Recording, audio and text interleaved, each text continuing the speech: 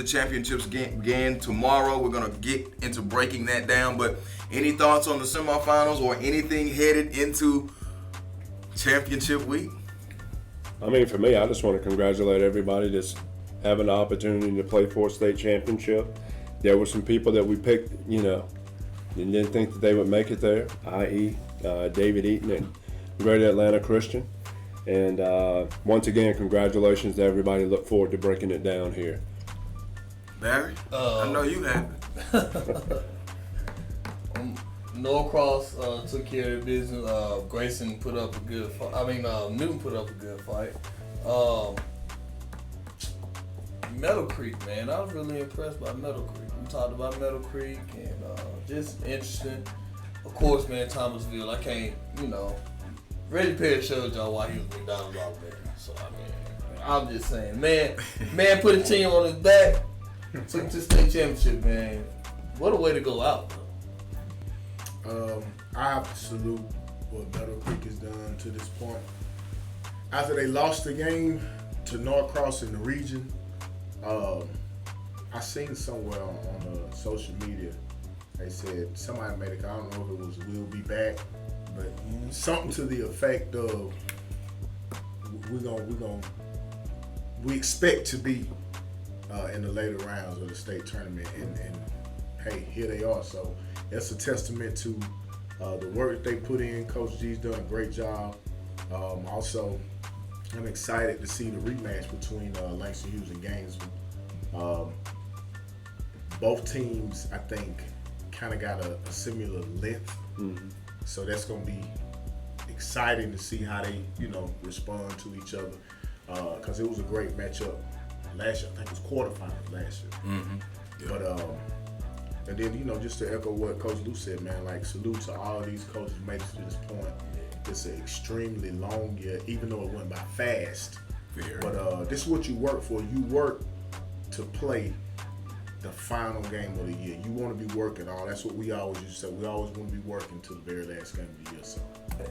Oh, go ahead. I was gonna say one thing. Yeah, go ahead. Hey, we don't really talk girls basketball, man. I got to shout out Newton High School girls basketball. I told y'all they about that life. I told y'all Lacey Chapman about that life. Journey Smith about that life. Tiffany Johnson, Coach Johnson about that life.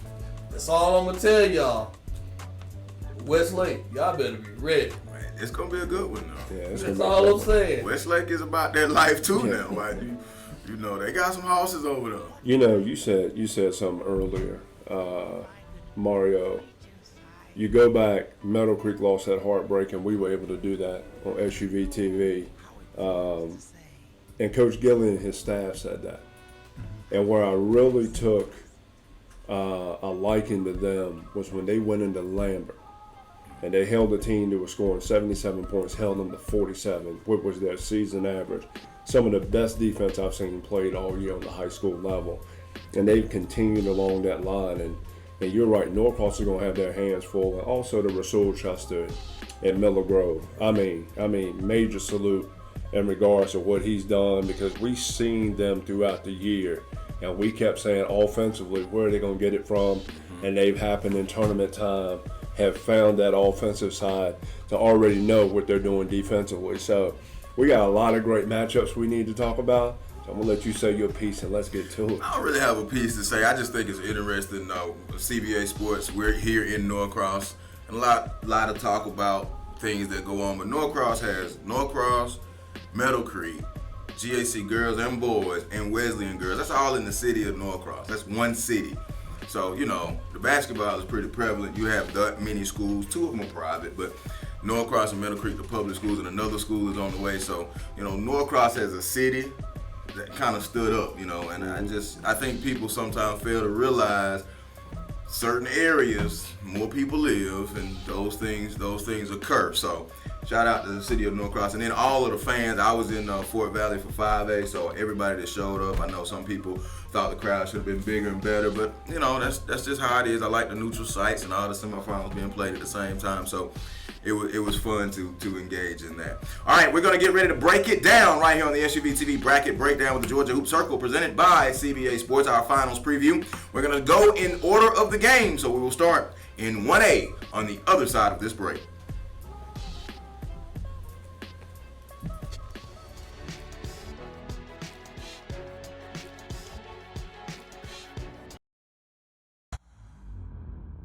It always comes a breaking point in everything that you do. But here's what the great ones do when the breaking point comes. Everybody loves the game. When it's tight, when everything is going well, you hit shots, but it gets to a certain point where it's the breaking point, meaning at a certain point, somebody is going to retreat and not want it so much, and somebody is going to say, this is why I play the game of basketball.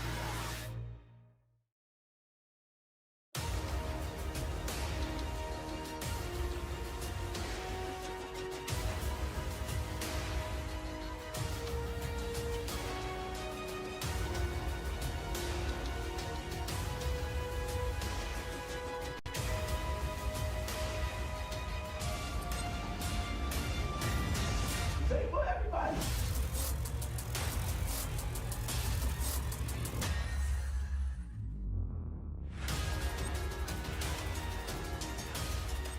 Check this out. Did you know that you can have all kinds of delicious food from your favorite local restaurants delivered right to your door?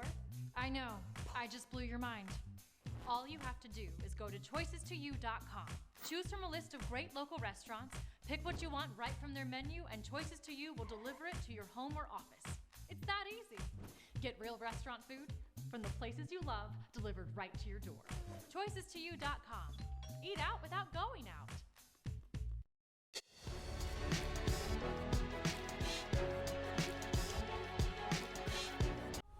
Welcome back to the SUV TV Bracket Breakdown with the Georgia Hoop Circle, presented by CBA Sports. It's our finals preview.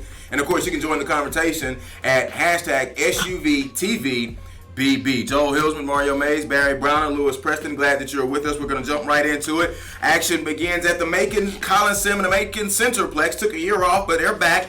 And it will be 1A Public Boys. It'll be the Montgomery County Eagles taking on the Wilkinson County Warriors. And joining us now on our Atlanta Tip-Off Club coaches line, it is Dr. Aaron Jeter, 24-6, the Wilkinson County Warriors. Dr. Jeter, thank you very much for joining us.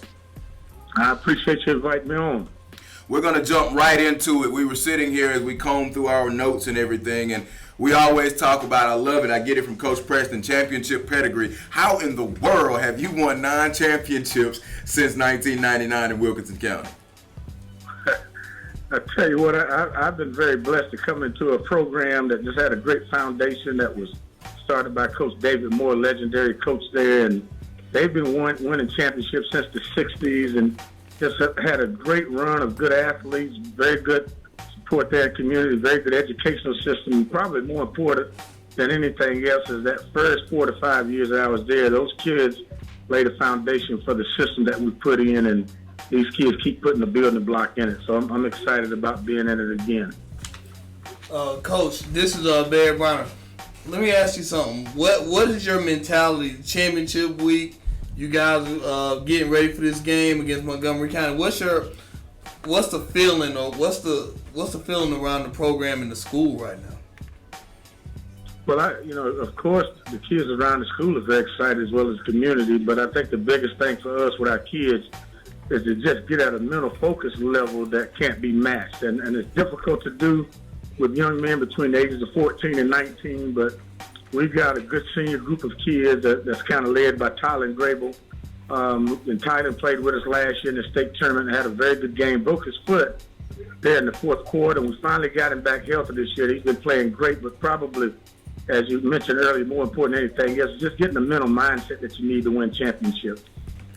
Coach Mario Mays, tell me about the support from your community.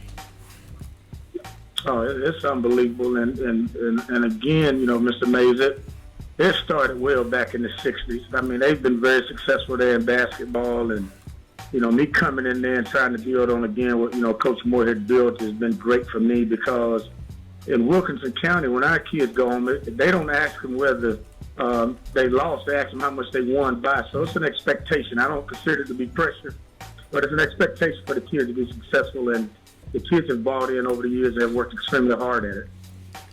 Coach, you had talked about your young man, Tyler Grable. Who are some of the other players on your team that have kind of been your unsung heroes up to this point to get you to another championship game? Well, Jalen Lamar has really taken this game to another level. He shot it for us well last year, but this year has really played extremely well, and in particular defensively, that has enhanced his game. You've got Devin Jones, who played a little bit of point guard for us last year. By this time in the program, has worked hard, and he runs the team for us. So we've got 5 or 6 young guards that have just bought in, and to be very honest with you, they're not top-tier guards, but they work hard and play hard together. So they've been very successful. So every time we shake the bag up and pull one out, you go get one that's about the same. We're on the line with Wilkinson County Warrior head coach Dr. Aaron Jeter. They've defeated Drew Charter, Manchester Central Talbot in the state tournament. Of course, in 1A Public, they did receive a first-round bye. Coach, let's talk about your semifinal game. Thrilling victory down there at Valdosta State. Absolutely jammed arena, and you guys go 95 feet and get a layup. I mean, just talk about the mental resolve it took and your thoughts on that basketball game to advance to the finals. Well, again, you're playing Talbot that had, in my opinion, some of the best guards we've seen all year long, in particular with size and length. And those kids, we felt like we was in great shape, but that last 4 minutes of the ball game, they really ramped up their intensity and took a lead with about 5.8 seconds left. And we was very fortunate to be able to get the ball. And just like we talk about all the time, anytime you get in that situation, just straight line drive it if you can. And the kid ran by, missed it, and gave Raekwon Smith an opportunity to just straight line drive, and he kissed that thing, and the rest is history. Coach, when you think about this season, was there any particular moment or situation that you felt like, man, it clicked with this team, or anything that happened that you would say is the catalyst to prepare you to this point right here? Like I said at the beginning of the season, we had some adversity. We lost one of probably our best players, transferred for family reasons, and that in itself because he played in the scrimmage game with us. And we was very successful against West Lawrence. I was excited about the fact that we had him, and then Thailand hopefully getting not eligible, but getting healthy right after Christmas. And when we lost him, now you don't have that go-to guy. And we had kids like Savion Knight, Jadion Mims. Those guys that just kind of gutted it out, made plays for us, let us hang in there, and positioned us, in particular when we got Thailand back, to be successful in region play. And once we got Thailand back, it just kicked these kids' confidence to another level. And here we are, in the state championship game. Dr. Aaron Jeter of the Wilkinson County Warriors, 24-6, riding a 13-game winning streak, and they are going to try and win their 10th state title. Dr. Jeter, thank you very much for joining us here on the SUV TV Bracket Breakdown with the Georgia Hoop Circle. We wish you the best on Wednesday there in Macon. We know your fans will come out and support. Thank you so much for inviting us, and go Warriors. All righty there. So, guys, I mean, that's how they do it in Wilkinson County, and Dr. Jeter, just really, what can you say? Unbelievable, man. 9 and 18 years, so that's every other year almost you there in the state championship, man. All right, we're going to take a quick break. They'll be taking on Montgomery, the Eagles. We'll talk about them on the other side. You're watching the SUV TV Bracket Breakdown with the Georgia Hoop Circle live, presented by CBA Sports.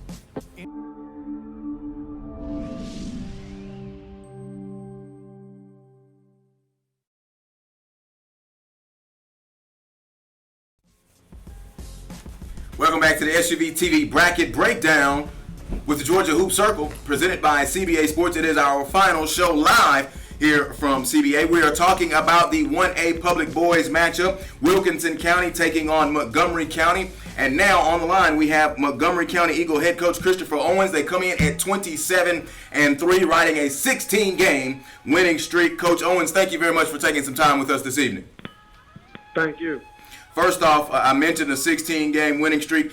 You guys have been putting the ball in the basket. 16 games this year of 80-plus points. You got a triple-digit game in there. Just talk about the pace that you all like to play at and putting the ball in the bucket at that high clip. We like to play fast. We like to get out and run in transition. We like to press. We like to force turnovers and run off of turnovers. We shoot the ball at a high clip, as you said, and we like to play fast. We like to play off of our defense, and we like to get out in transition and run. Coach Lewis Preston here, and going back to you talking about playing fast, who were some of the coaches that were inspirations for you that you worked under, that is giving you that philosophy or kind of playing that 84 to 94 feet full court pace?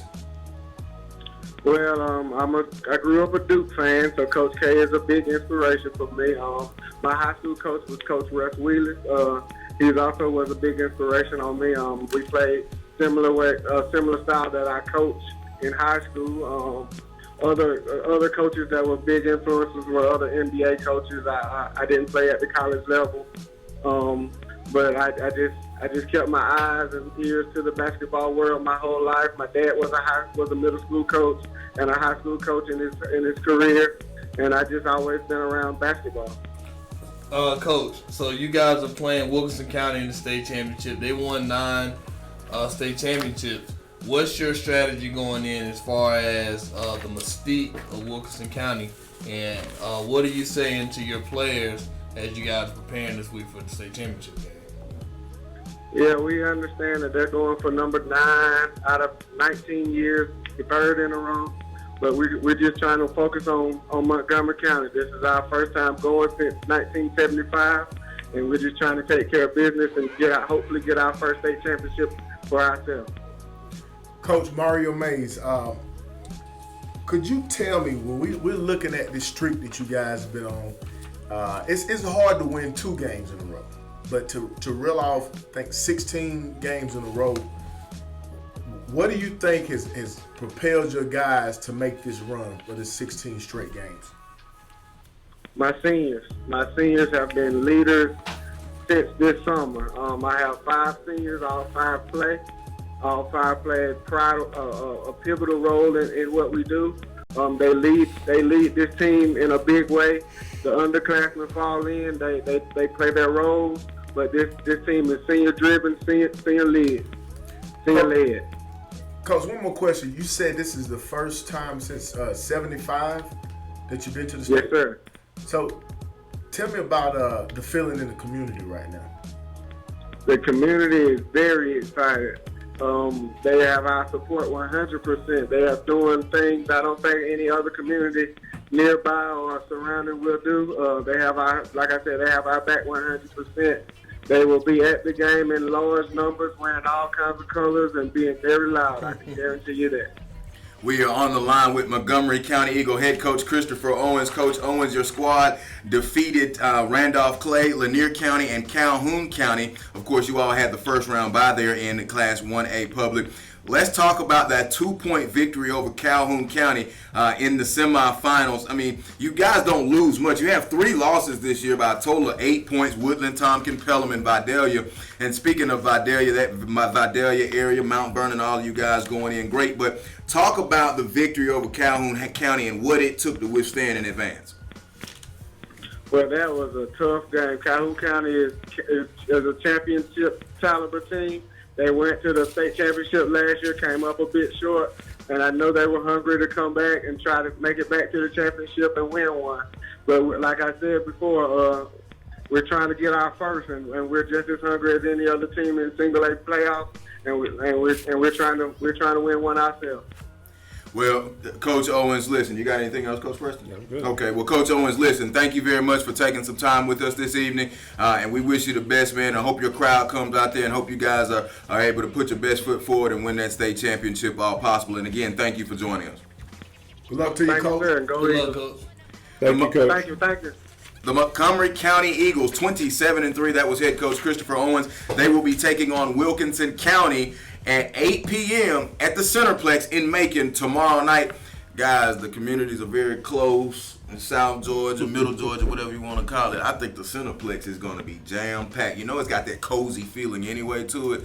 I mean, this could be a good barn burner of a basketball game. It's one thing I'm gonna say about the Centerplex, man. You know, it's old, it's dark. You know, smell like grease in there when you walk in, but it just has a history in the state of Georgia at this time of the year. You know, I do understand the games going to other places, but when we played, we went to Macon. And that's all we thought about. We got to get back to Macon. So it is a special place. And that bus ride. Yep. That bus ride, staying in the hotel, trying to get your mind right. It's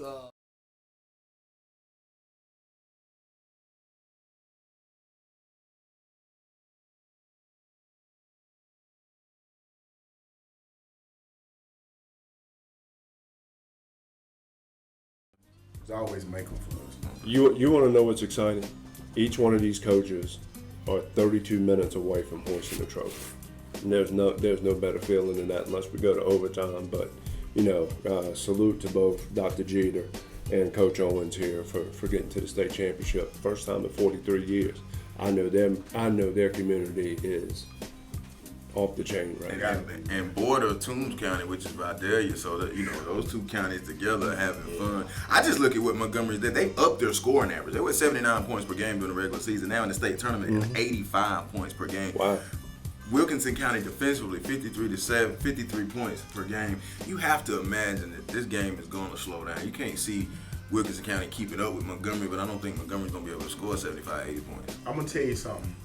When you start talking about playing in that arena field and the way those baskets are situated, it's the depth perception is so different for the kids based on playing in a high school gym where you got the wall and it's not so wide open. And a lot of times what you're talking about really counts because that high point total that you used to getting because your perception is so glued on the rim. Right. A lot of times state championship games in the 50s or even lower. So it'll be exciting, like you said, to see if they can keep that pace and keep that point average up. So that is 1A Public, Montgomery County Eagles, and the Wilkinson County Warriors. You're watching live the SUV TV Bracket Breakdown with Georgia Hoop Circle, presented by CBA Sports. Our finals preview, and of course, join the conversation, hashtag SUV TV BB. It's time to move into 2A, and we will get into 2A on the other side of this break.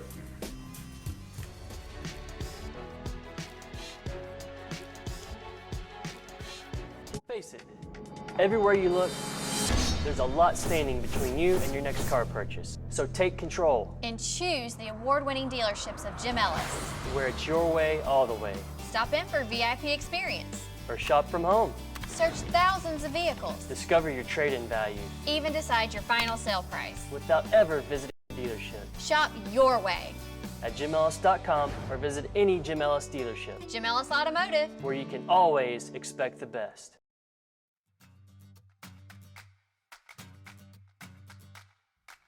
Hi, my name is Tom Voris. I'm the president of Choices to You. We are your local restaurant delivery service. We work here in Suwanee. We cover all of Gwinnett and North Fulton and are currently working our way up into Flowery Branch and Braselton.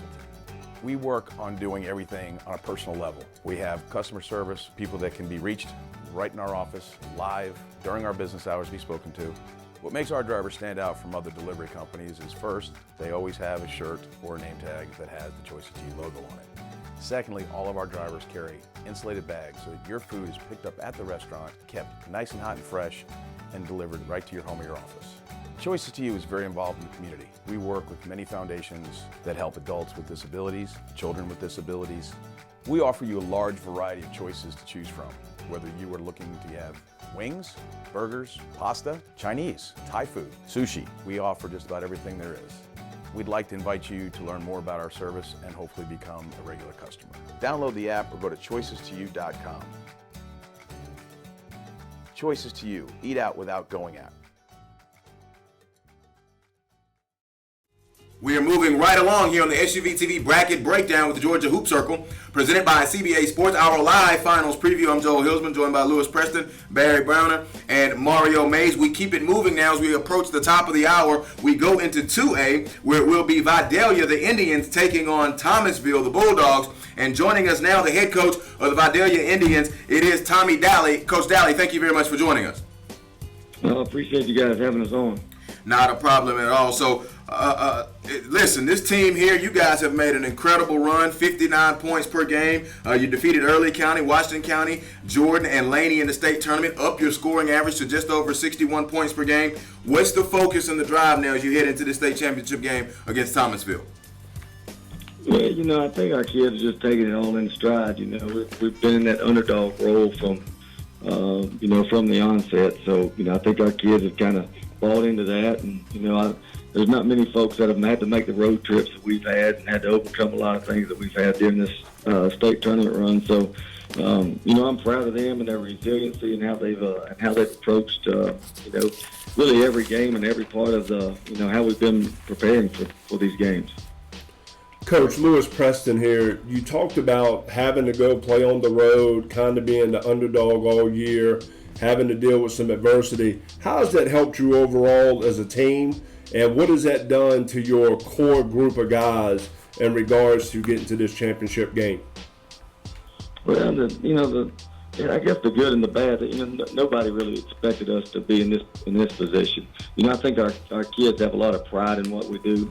This is our fourth Final Four trip, and in the last 7 years, so we've got a pretty proud tradition. And a lot of these kids have seen those kids grow up and come up through our program and know how hard they work and what it takes to get there. So they do have a lot of pride with how they handle situations, how they handle things. So we've just got a pretty good group of kids that work extremely hard, and that they bought into the overachiever kind of role, just kind of doing the little extra things that they need to do to help us win. Coach, you talk about overachievers. Let's talk about Ty Jones. How he averages 19.7 points a game for your team, listed at only 5'10", but how important is he to your program?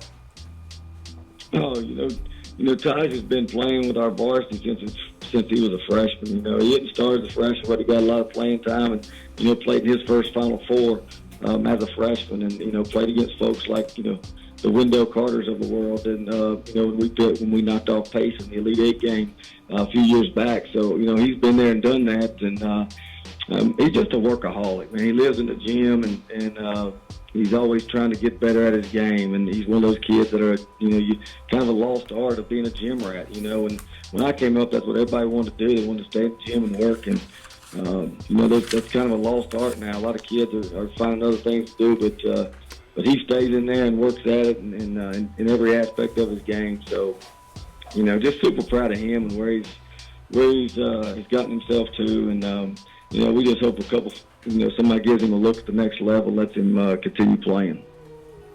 Coach, Mario Mays here. When you look at your season, it seemed like you got out to maybe a slow start. After the slow start, you've gained some momentum and you're here in the state championship game. When you lost Josh Davis, talk to us about how your kids kind of felt and how they've responded since then.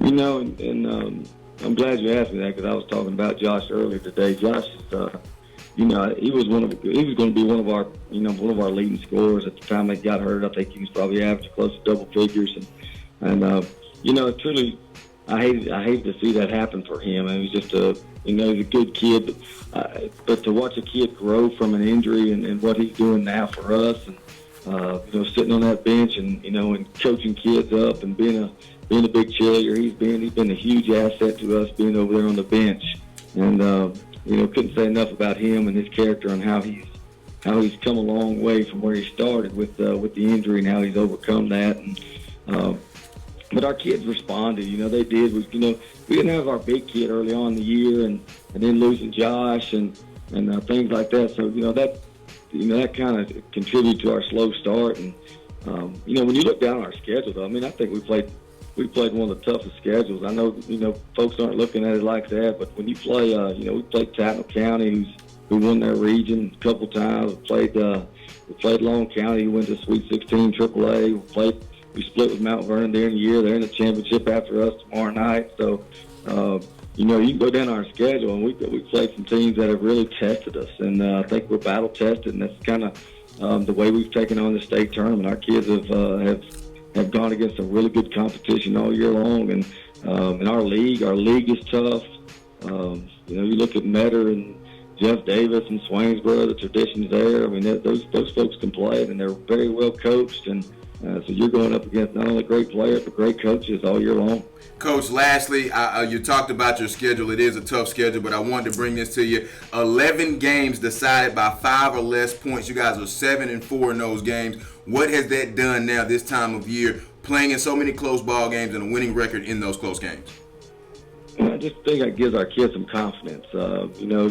It's sometimes those games are hard to pull off if you haven't been through them a time or two. So, we've been battle tested, and there's no doubt our kids realize how good Thomasville is. I mean, I don't know if we've got an answer for the Twin Towers there tomorrow night with facing 6'8", 6'8", and the guard play that they've got now playing very well. So it's going to be a tough task for us, but I hope our kids are ready, and maybe we can get it keep it close enough to pull one off. All right, Coach Talley of Valdelia, thank you very much. We wish you the best in your championship matchup 2A versus Thomasville, and that'll be at the Macon Centerplex at 4 p.m. Thank you very much, Coach. Thanks a lot. All right, guys, so Valdelia going to be taking on Thomasville. Let's touch on Thomasville quickly. We know all about Reggie Perry. What does this matchup entail? Like he said, he talked about the Twin Towers. You also got to be worried about, of course, Reggie Perry. They got Titus Wright as well.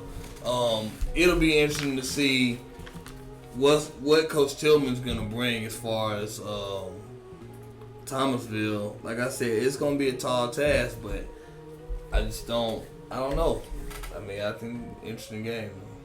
This to me is one to where, Coach Dowley just talked about the adversity all year, so they've been through some things. This is one to where I always say coaches have a couple tricks in there, and they have a couple tricks in their bag that they're gonna pull out. And one of the things you do have a tendency, Coach Holtz used to do it great from the football side, really talk up the other team and then get his guys motivated behind the scenes. It'll be very interesting to see how the first quarter of this game, because if you look for Thomasville to do what Thomasville does, how is he going to neutralize that? Maybe he's going to take the air out of the ball. But the next thing is going to be, how is Thomasville going to do some things, once again, playing in the Metro or the Centralplex and everything down in Macon. That depth perception, things change, things slow down. Coach, I look at it quickly from your viewpoint. Thomasville averaging almost 70 points a game. Valdelia slowing it down. They give up 50 per game, not scoring much. Again, do they have the defense to be able to contain Reggie Perry? To me, going into this game, like Coach said, they played a very tough schedule. So I know, just like Lou said, he's got to have some tricks in the back of his mind to try to stop what Mr. Reggie Perry's been about all year long. So it'll be interesting. All right, that is the 2A championship game at the Macon Centerplex. That is tomorrow, Wednesday at 4 p.m. You're watching the SUV TV Bracket Breakdown with the Georgia Hoop Circle presented by CBA Sports. Our live finals preview will move now into 3A when we come back right here on the Georgia Hoop Circle.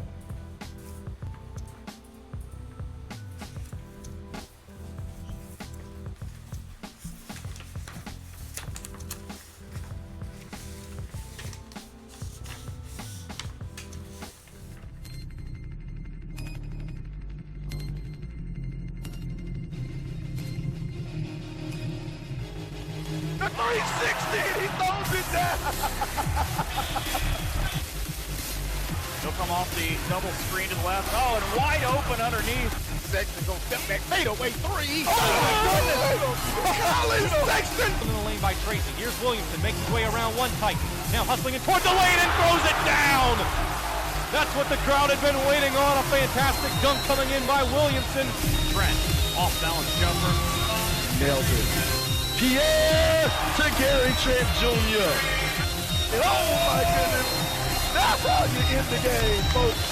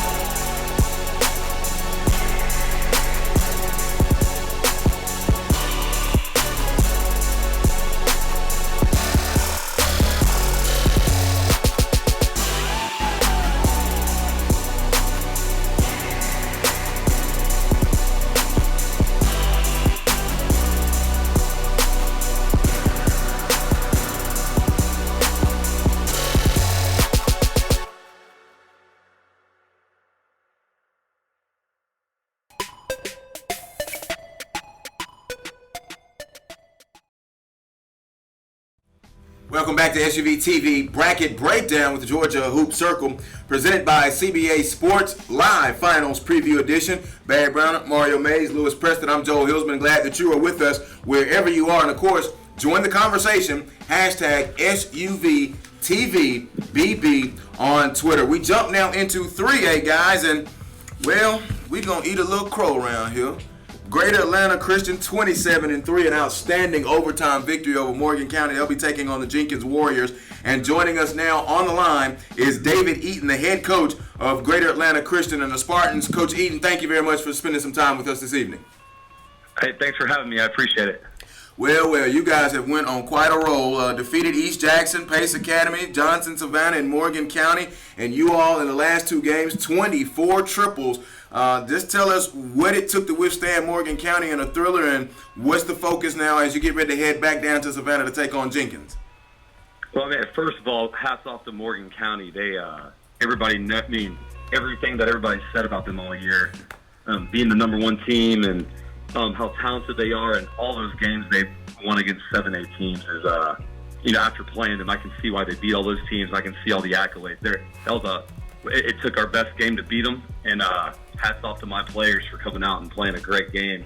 But we had a tough mentality against Morgan County, and it's my players' work ethic and just toughness. Just being coachable in practice and just being ready to a big moment, being able to play their best game. Hats off to my players and assistant coaches, and hopefully we just take that confidence from beating the number one team in 3A all year. Hopefully take that confidence in the state championship game, because we'll need it against a talented and athletic Jenkins team. Coach, Mario Mays here. I want to talk about this winning streak that you've been on. I think it's a total of 19 to 20 games? It's 20 games now, yes. 20 games. What do you think has propelled you to go on this winning streak? And just talk about the mindset of your players in this streak. Yeah, I think a lot of it has to do with we're mostly juniors, and we have two great senior leaders.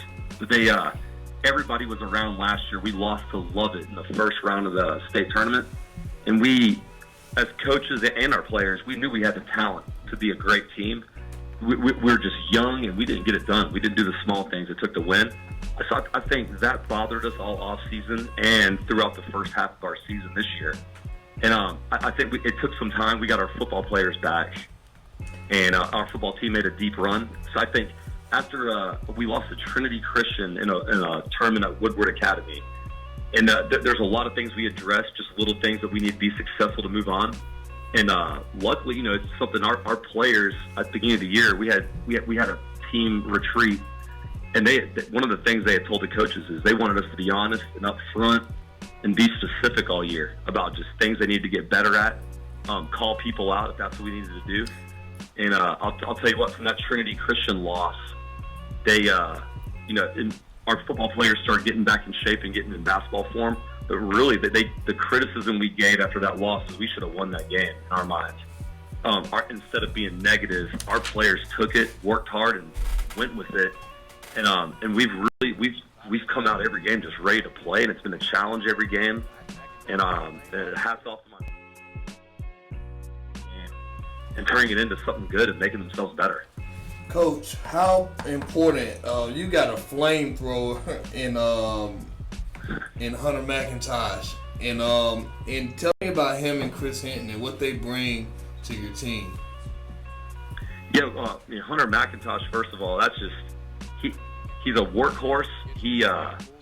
I got to school this morning. He's in the gym shooting, and season could have been over a month ago for some teams, and he's still working on different things, trying to get better all the time. He calls me on the weekend to get better. So he's a gym rat, and he's just one of those guys where he really takes care of his body. If you talk to him about just the stuff he does outside of practice and outside of school, it's amazing how he treats himself and his body in his game.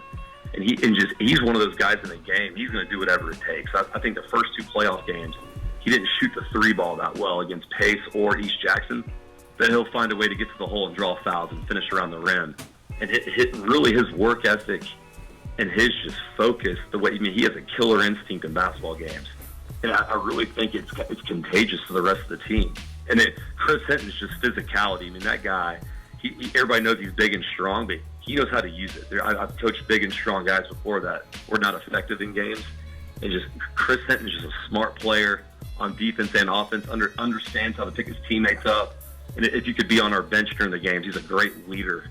And it's no coincidence he's been to state titles games in football and basketball at this point. And you're lucky to have 2 guys like that on the same basketball team as a coach. Coach, Lewis Preston here. You won a state championship in South Carolina. You got an opportunity to win one here in Georgia. What are some similarities and differences between these 2 teams? The style of play is really different. I had when I won state in South Carolina, our shortest guy was 6'4" in our starting lineup, and we're really guard heavy at GAC. So that's probably the difference. The similarities is the team character and work ethic is the same. I had my guys in South Carolina and at GAC, they came ready to go every day in practice, and that's probably one of the main reasons we're here right now. And it could be any practice, and it could be before a game before we're about to beat somebody about 50, or it could be the game or the practice before Morgan County.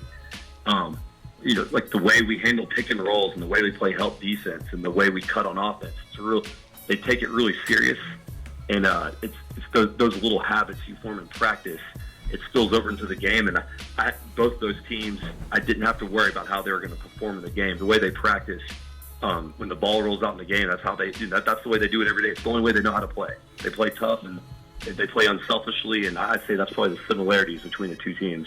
On the line with Greater Atlanta Christian coach David Eaton, coach running up against it, but I quickly want to ask you, in the playoffs, I mentioned who you've defeated, but 2 of those wins have came by 3 points or less. What have you learned from your team in the victories over Pace and then over Morgan County that has you ready to take on your opponent in Jenkins?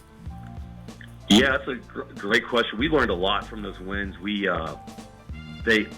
Our region this year, we had a lot of lopsided victories, and that was one of my concerns going into state playoffs.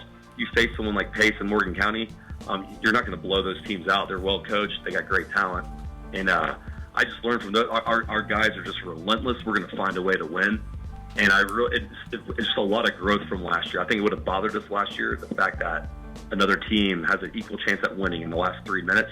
This year, I think it's one of those we've been through it before, and our guys have worked so hard. It's with 2 minutes left, as long as it's in single digits, our guys think they have a chance and they believe they should win.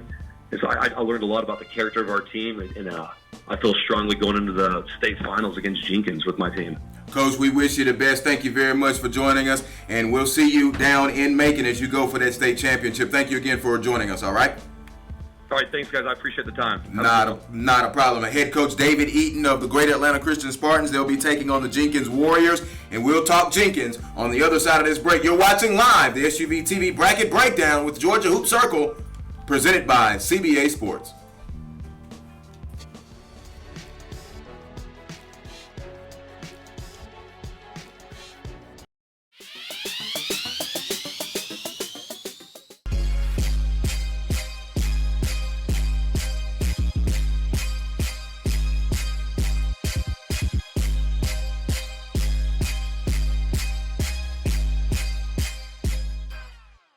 Just so excited that you all are out here to celebrate with us. It is a wonderful thing to embrace a good corporate partner like the Atlanta Hawks. Not only are they a phenomenal basketball team, but they're a good corporation.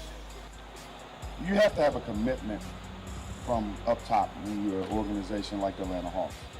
And I got to tell you that Steve Koonin has been our leader. He's the reason why all these courts in this city is happening.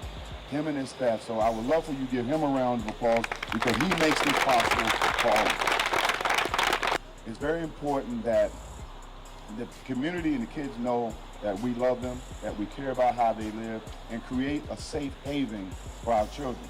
And give them a place where they can not just play, but they can get programming, learn some life skills. It's very important that we continue to give them that. And the Hawks are committed to that structure. About 2 years ago, I fell in love with the sport basketball, and my mom and dad decided to buy me a basketball so that I can practice inside of the gym and outside of the gym.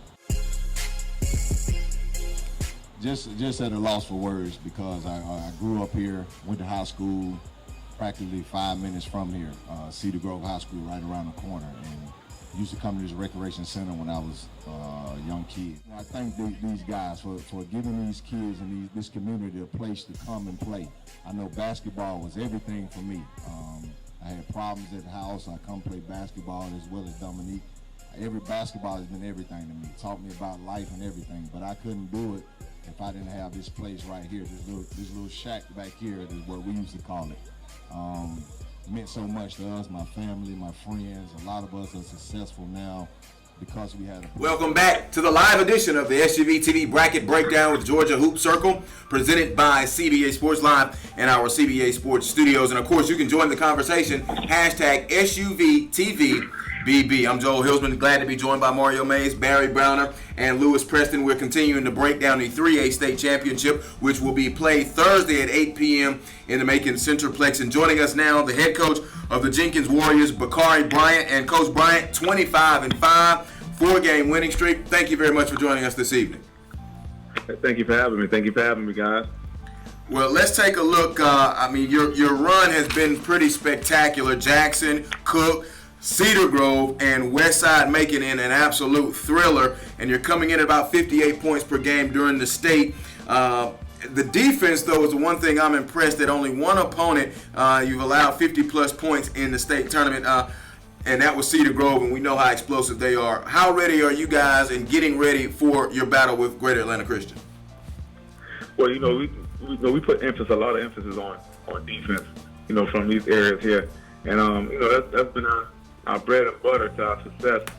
Just trying to keep people under 50 points, and because we've been averaging over 50 points. So our main goal was to keep people under 50 points, try to apply pressure, and hopefully we can kind of change the dynamics of the game. So, that's our main focus. And ever since my coach class, he always put emphasis on defense.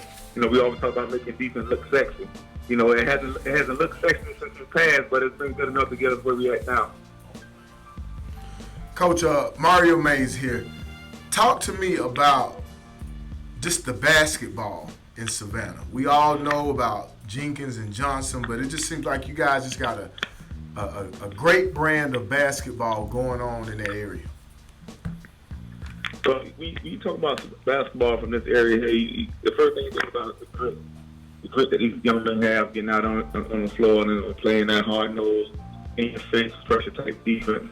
And sometimes, like I said, you have to catch up with the, when you think about basketball, the Mecca area of basketball will always be considered the Atlanta area. You think about more finesse, type offensive styles, getting the ball up and down the floor. So, in this area here, you talk about applying pressure, creating turnovers, and some people may relate that to street ball, but, being that I'm a young coach and things are changing and you can't fight evolution. I try to add a little flavor for it, bring things more offensively, and also continue to have that in-your-face type pressure style defense. But this area is starting to change. Starting to hear more about these young men coming up and being able to put the ball in the basket, because that's the main object of the game, to put the ball in the basket. But at the same time, if you just can add those two together, that's just a major dynamic to have. So coming from these areas here, the basketball is starting to evolve, it's starting to grow. You're starting to hear a lot more about these teams in the area, but it's not that you don't hear about the teams, but a lot more schools in the area are starting to hit the forefront. And this style of basketball, when people know it, when you better play a team from Savannah, you better be ready to take the ball and be ready to strap it up and grind. Good. I mean, the basketball, basketball always been high-nosed in this area here. Coach, Lewis Preston here. I was doing some and reading up on you. You said this is the most dysfunctional state finalist team that you've ever coached. And I wanted to make sure that I read that right, so I'm going to have you explain it to me a little bit in regards to your group. The reason why I said it, I had a couple of kids that that transferred in to the program. And when you have kids that transferred in, that's almost on the same level as the kids that you had, in your program for 4 years. It's almost like, a territorial type of thing that get involved. Kids, instead of kids asking other kids, what can you do to help me win? It's more like, well, no, you're not going to take my spot. Or no, you're not going to take my spot. So there's not enough ball for you. It's been the case with us all year long, and some of it been some non-basketball related issues. The one thing I never mastered as a coach is how to coach parents. And I'm pretty sure that a lot of coaches have the same situation, but it's just been so much going on with this group, as far as internal, things and external things, and they're trying to keep kids just to play for one another and be on the same page. So I've been having that problem all year with these guys, just fussing and fighting and going after each other, in the wrong way. But I always told myself, and people they kept coming up to me and say, "Hey, man, I don't see you guys making it this far." But on the outside looking in, there's a lot that you don't see. And I always told them, I said, "Well, listen, if I get these kids on the same page, I promise you guys, we'll be in the state championship, and not just there, we'll be there to win it." And that's where we at now. With these young men, they finally came together. They saw what I was talking about. They see it now. So now they're starting to come together and they're starting to believe. So, I mean, that's when I said I have the most dysfunctional team. It's the most dysfunctional team for a finalist team I ever coached, because I have the talent. It's just a matter of what guys going to come or what mindset they're going to have when they come and step on the stage. But when I ball going in there, man, everything just go out the window. So if I say I had a tight practice, something wrong. If I say I got a dysfunctional practice, I know we on line to win the state championship. Coach, I just want to say real quick, just knowing a little bit about Savannah, just congratulations to you guys on representing Savannah, and just keep doing what you guys are doing. Salute to you, Coach. I appreciate that. I appreciate you guys, man. You gotta, it's basketball. I've been cut from the cloth of Savannah High, being a Savannah High Blue Jacket. I know what it is of making this far, being on the stage. So I'm just trying to keep that going. I'm just trying to keep that reputation that we have here. That's far going, as long as I can. We're on the line with Jenkins Warrior head coach Bakari Bryant. Coach Bryant, thank you very much for spending some time with us. Thursday, 8 p.m., the 3A Boys Championship there at the Macon Centerplex. Jenkins taking on Greater Atlanta Christian. We wish you the best, Coach. Thank you. All right, guys, and another thing, we didn't get to it with Coach, but you look at the senior leadership that he has, Tyrone Scott and Cy Fisher. I mean, they're hungry. And, Barry, you're familiar with Savannah. I mean, in this ball game, is the key going to be for Jenkins to slow GAC? Have they lived and died by the three, and is the knit and grit of Jenkins going to come out with the senior hardcore leadership? What I like about what Coach said, the brand of basketball in Savannah is grind.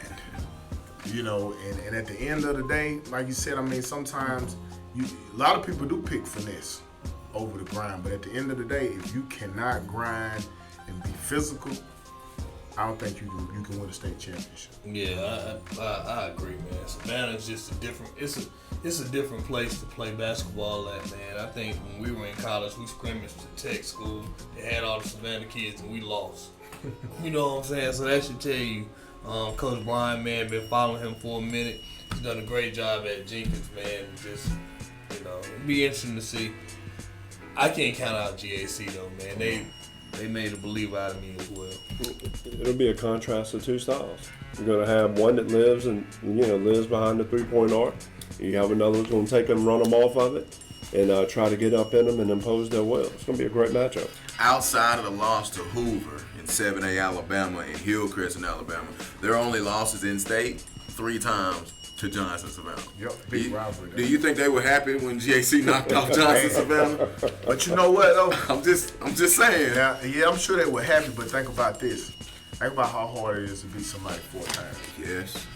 It's hard to beat somebody 2 times. We're gonna get into that later. Yeah.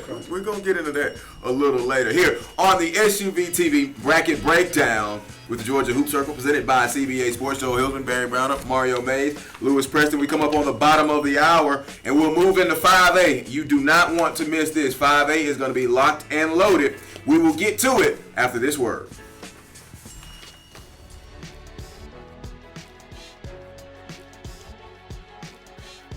Face it, everywhere you look, there's a lot standing between you and your next car purchase. So take control. And choose the award-winning dealerships of Jim Ellis. Where it's your way, all the way. Stop in for a VIP experience. Or shop from home. Search thousands of vehicles. Discover your trade-in value. Even decide your final sale price. Without ever visiting the dealership. Shop your way. At JimEllis.com or visit any Jim Ellis dealership. Jim Ellis Automotive. Where you can always expect the best. Check this out. Did you know that you can have all kinds of delicious food from your favorite local restaurants delivered right to your door? I know, I just blew your mind. All you have to do is go to choices2you.com. Choose from a list of great local restaurants, pick what you want right from their menu, and Choices to You will deliver it to your home or office. It's that easy. Get real restaurant food from the places you love delivered right to your door. Choices2you.com. Eat out without going out. If you want a used vehicle, but you also want peace of mind, you want a Ford certified pre-owned vehicle. Because every Ford CPO vehicle is given a rigorous 172-point inspection by Ford factory-trained technicians. From the radiator to the transmission, to the engine, to the air conditioning. And every Ford CPO vehicle is backed by Ford. With 7-year, 100,000-mile powertrain warranty coverage. Plus 12-month, 12,000-mile limited warranty coverage. Ford certified pre-owned. A car that's inspected by Ford and backed by Ford. So what does that mean to you? Relax. It's covered.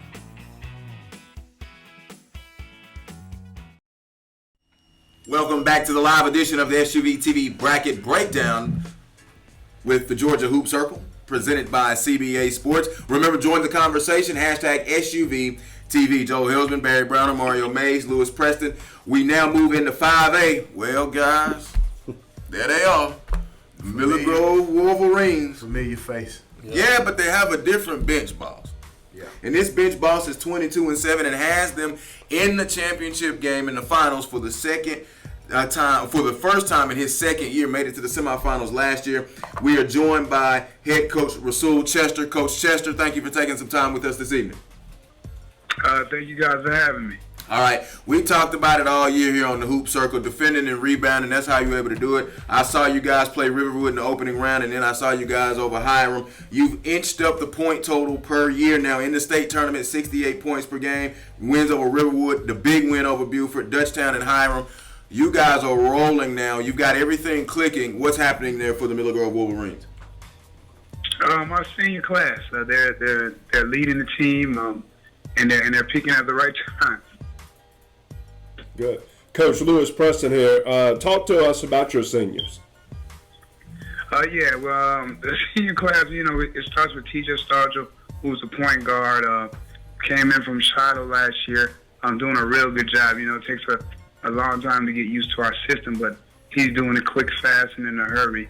But we're anchored by Kevin Page and Jamon Clark, and those are our unsung heroes. They do a lot of the dirty work, and like you said, on those games that we played, Jamon Clark had to take care of, the big Marcus Watson and the big 6'9" kid from Hiram, and then Kevin Page also doing the job on the rebounding. So they all pitch in and do their roles, and Lorenzo Anderson continues to be a scorer for us, and also on the defensive end does a lot. Coach, playing in one of the toughest regions in the state, did that prepare you guys for this run that you are on right now?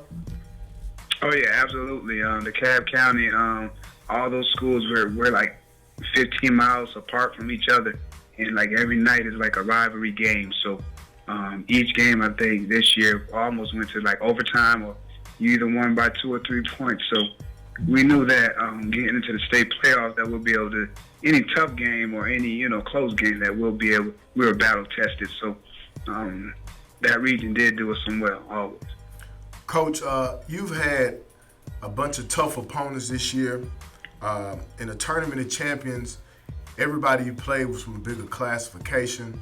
And in that Tournament of Champions, you faced Grayson, Blanche Eli, Jonesboro. Talk about going through that stretch, what it done for you in this moment right now, and also how it prepared you to face the defending state championship team, Buford, at the time when you played them. Oh yeah, excuse me. The Tournament of Champions, yeah, that's like a gauntlet, because you got 4 days back to back, and you got high competition. So those games right there, you find out really who your team is. And each game, each year, excuse me, guys, got a little cough I'm trying to get over. But each year, we went last year at the Tournament of Champions. That was our turning point of our season, because we I think we went 1-3 last year, and I think this year we went 1-3 again. But we really found out who we were. We got back to the drawing board. That is high competition, and you really don't have time to adjust. You adjust on the fly. So we get ready, to make our final run in our region. So Tournament of Champions definitely prepared us for the type of game that we're going to play in the state playoffs. Coach Chester, we've talked about it, and I'm going to lean on Coach Preston here. He really, talked about if you guys went in there to Buford and won it, the program was officially yours. And I put a tweet out after your game, and I saw you in the semifinals that you needed some respect. So I'm going to give you that respect publicly. You've done a heck of a job last year. You've done a heck of a job this year. You had big shoes to fill. Continue to do what you do and continue to grind. I respect you 100. Yeah, and I appreciate Mr. Preston, but you always respected me. We talked at the, I think it was the Jared Cook class. He gave me some advice. And like I said, the program is never, it's always built on the players. And that's how, my mentor, Coach White, built it. And that's how I continue to run it. It's built upon the players. Any coach there's millions of coaches that's out there that coaches better than I or even, or greater than I am. I just like to stay humble, just keep working. My motto, man don't work, man don't eat. So that's all I try to do. And we just love the kids that we get. When we get championship kids, and that's on how you can try to win championship. You got to have those kids in the program. So Miller Grove is built on the players. But appreciate, the kind words, because, these days people don't have to be kind to you, but I appreciate you, sir. Always. I think one of the last things that I told you when I saw you back there at the Jared Cook Classic, I just told you to stay the course. And yes, sir. The course has got you 32 minutes away from a state championship, so continued success to you. Hey, I appreciate you, sir. I appreciate that advice, because I use it. Miller Grove second-year head coach Rasul Chester got him in the finals in only his second year. They'll be taking on Warner Robins, and that will be Thursday night, 8 p.m. in Macon. Coach Chester, thank you very much. Hey, appreciate you guys. Awesome job. Good luck, Coach. Good luck. Yo, thank you. Maurice Harvey, Lorenzo Anderson, Terrence Edwards, who comes off the bench. This team is really ready to go, guys. They're going to be, I like both of these teams, man. Miller Grove got some stuff with them though. Them two bigs, when they get to rolling, it's gonna be tough. Like I said, we saw Maurice Harvey kind of mature a little bit at Tournament of Champions. I thought T.J. Sargent stayed the course. I think Lorenzo Anderson, once he gets that shot going, I think it's gonna be good. It's gonna be, you know what? But this Warner Robin team is good too, man. It's gonna be a really good game. I'm excited to see what happens in this game, but I just still go back to what Miller Grove was able to do going into Buford and knocking off the defending state champion, and you know, not to go backwards, but just, man, that's a lot.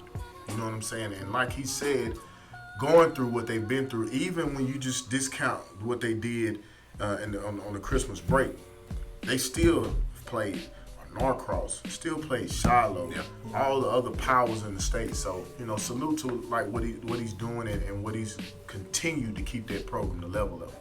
And what we've talked about all year long, when you don't duck people and you schedule people, you got an opportunity to put yourself in position to win a championship. And this is a great example of it. And once again, I salute Coach Chester and everything that he's done to continue the success of the Miller Grove program. Miller Grove will have to defeat Warner Robins. We'll talk Warner Robins on the other side in the 5A Boys Championship game right here. SUV TV's Bracket Breakdown with the Georgia Hoop Circle, presented by CBA Sports, will return in just a moment.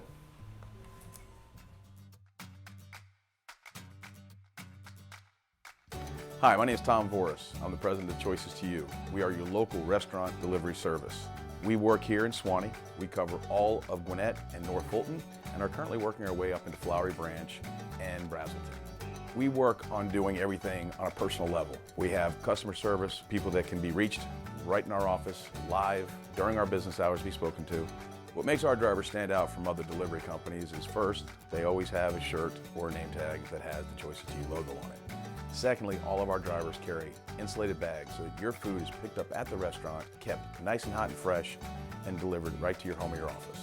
Choices to You is very involved in the community. We work with many foundations that help adults with disabilities, children with disabilities. We offer you a large variety of choices to choose from, whether you are looking to have wings, burgers, pasta, Chinese, Thai food, sushi. We offer just about everything there is. We'd like to invite you to learn more about our service and hopefully become a regular customer. Download the app or go to choices2you.com. Choices to You. Eat out without going out.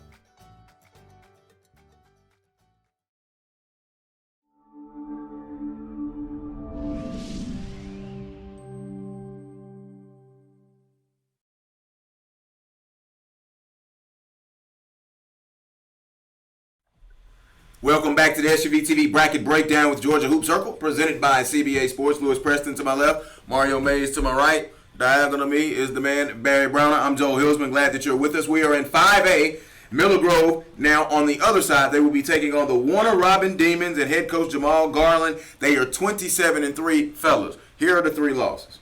Upson Lee, Gainesville, and Newton. Those are the three losses. It's impressive, man. It's impressive coaching. And when we look at those three losses, two teams in the state championship, and then the other team, a 7A powerhouse with an All-American. That just says a lot about your schedule and who you are. Talk to us about who you are from the standpoint of your team and your guys. We're a set of guys that basically pride ourselves on playing very hard and being, I guess, hard-nosed and, you know, being able to want to earn everything that we get. You know, we are, I guess you want to say we don't like handouts or anything. We don't like anybody to just give us credit that we really haven't earned. So in order to earn that credit that we wanted, we really had to step out there and go play, I mean, some big time teams. And just to see where we are, see what we really need to focus on to get better at to be in this game that we're in a couple of days. So I guess that, you know, the strong schedule paid off for us. You know, we'd hate to have those three losses, but I mean, like you said, those three losses were to some quality teams. Coach, talk to me about the development of Champ Dawson and Jacoby Owens. We all know about Nelson Phillips, but those two guys, I think they really came on for you a little bit. But talk to me about those guys. I love Jacoby Owens too. Yeah, Jacoby is an outstanding athlete, man. The kid can really play. He can defend. He can shoot it. He's got bounce. He has a ton of heart, and he doesn't like losing. Champion's another kid too that's got a high basketball IQ. You can tell that he's a coach's son as well. He knows exactly what to do, and in pressure situations, we can definitely count on him to do things that need to be done in that point of the game.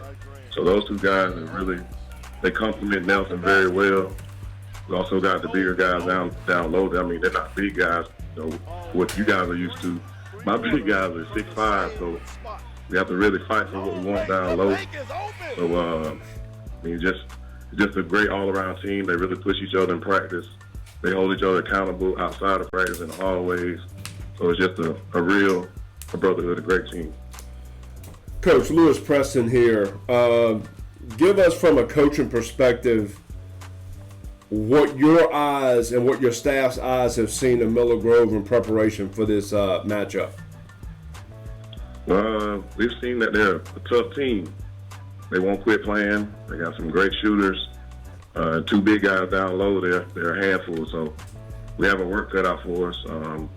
Like I said, it's going to be a game where they're not going to quit. So we just have to really execute against what they're going to do. Coach Jamal Garman of Warner Robins joining us. You've defeated Ware County, Eagles Landing, Lithonia, and Clark Central on your way, coming in at 89 points a game. You put up a pair of 90-pointers in the first two rounds. Is that what you guys want to do? Or feel you're going to have to do against this Miller Grove team is come out and get up and down the floor? I think that's their type of game that they play too.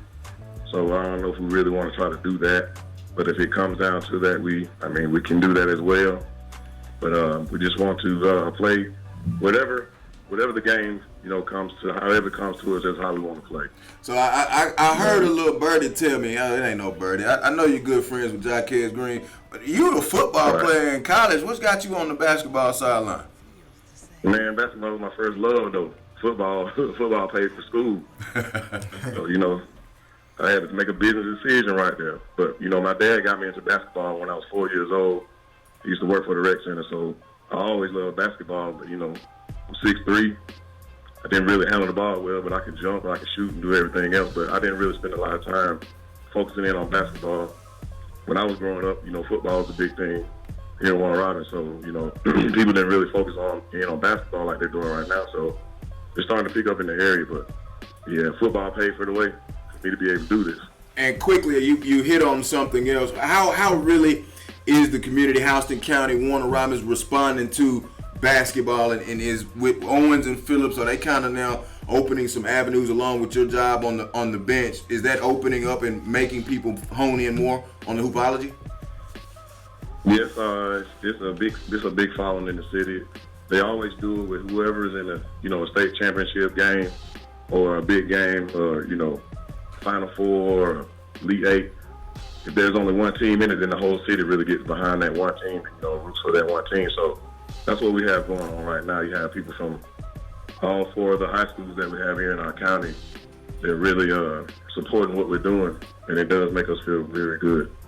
Warner Robins head coach Jamal Garland. Coach Garman, thank you very much for joining us here on the SUV TV Bracket Breakdown with the Georgia Hoop Circle Thursday night inside the Macon Centerplex. So yeah, you guys do not have far to travel, and that fan base can come. They take on the Miller Grove Wolverines. Coach, thank you very much. Good luck, Coach. Thank you, guys. Thank you. Good luck. Thank you. Thanks.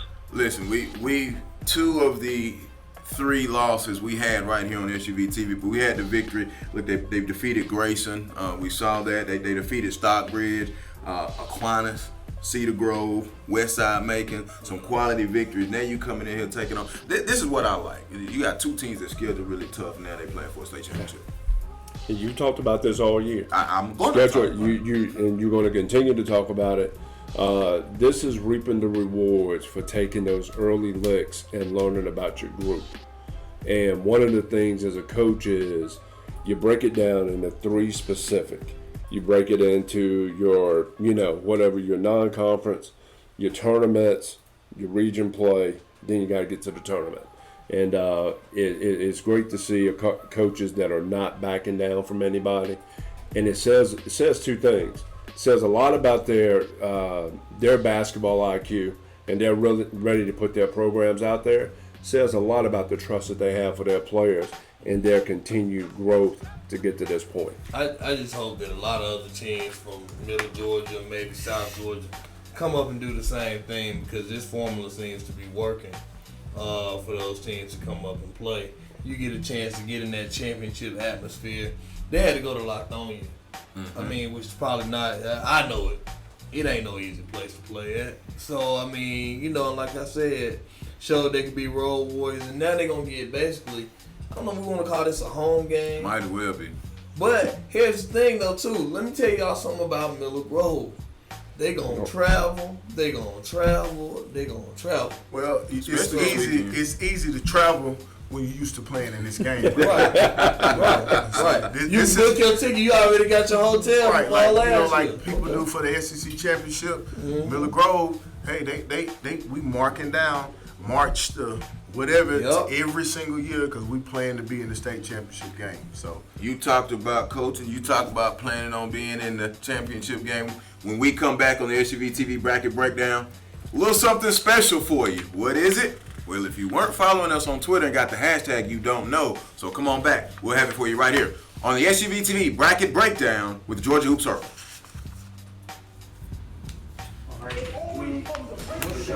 Sharman Wright coming up. Right.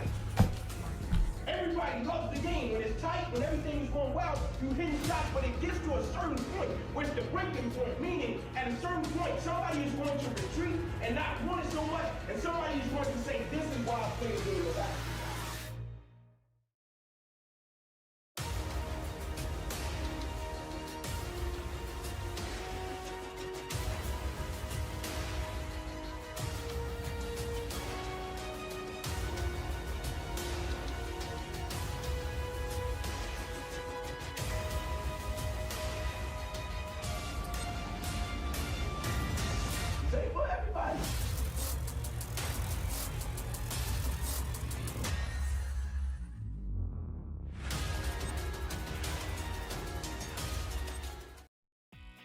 If you want a used vehicle, but you also want peace of mind, you want a Ford certified pre-owned vehicle.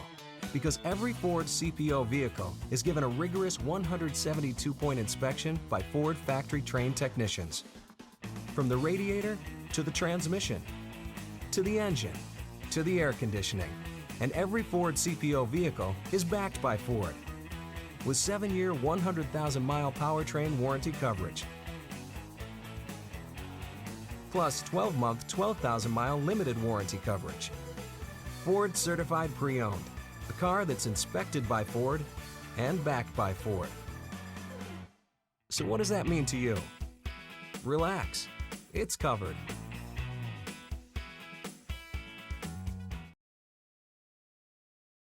TV Bracket Breakdown with the Georgia Hoop Circle, presented by CBA Sports. It's our finals live show preview. Mario Mays, Barry Browner, Lewis Preston. I'm Joe Hillsman. Glad that you are with us wherever you are. And of course, join the conversation. Hashtag SUVTVBB. Well, on the Georgia Hoop Circle, this is what we do. We just got off the line with Miller Grove head coach Rasul Chester, who now is in his second year and about to go play for a championship. But the foundation layer is now joining us. Coach Sharman White, special guest here. Thank you very much for joining us this evening, Coach White. Man, thank you for having me. Appreciate what you guys are doing for Georgia high school basketball, too. Well, we thank you, man, and I really can't say I thought you were coaching in college, but every time I'm in the gym, I'm finding you in the gym here at the high school level. But, I mean, just take a minute to talk about what Rasul has done in 2 years, and of course, you know, you can brag on yourself a little bit. It's okay. We're about the basketball. The big shoes from the field.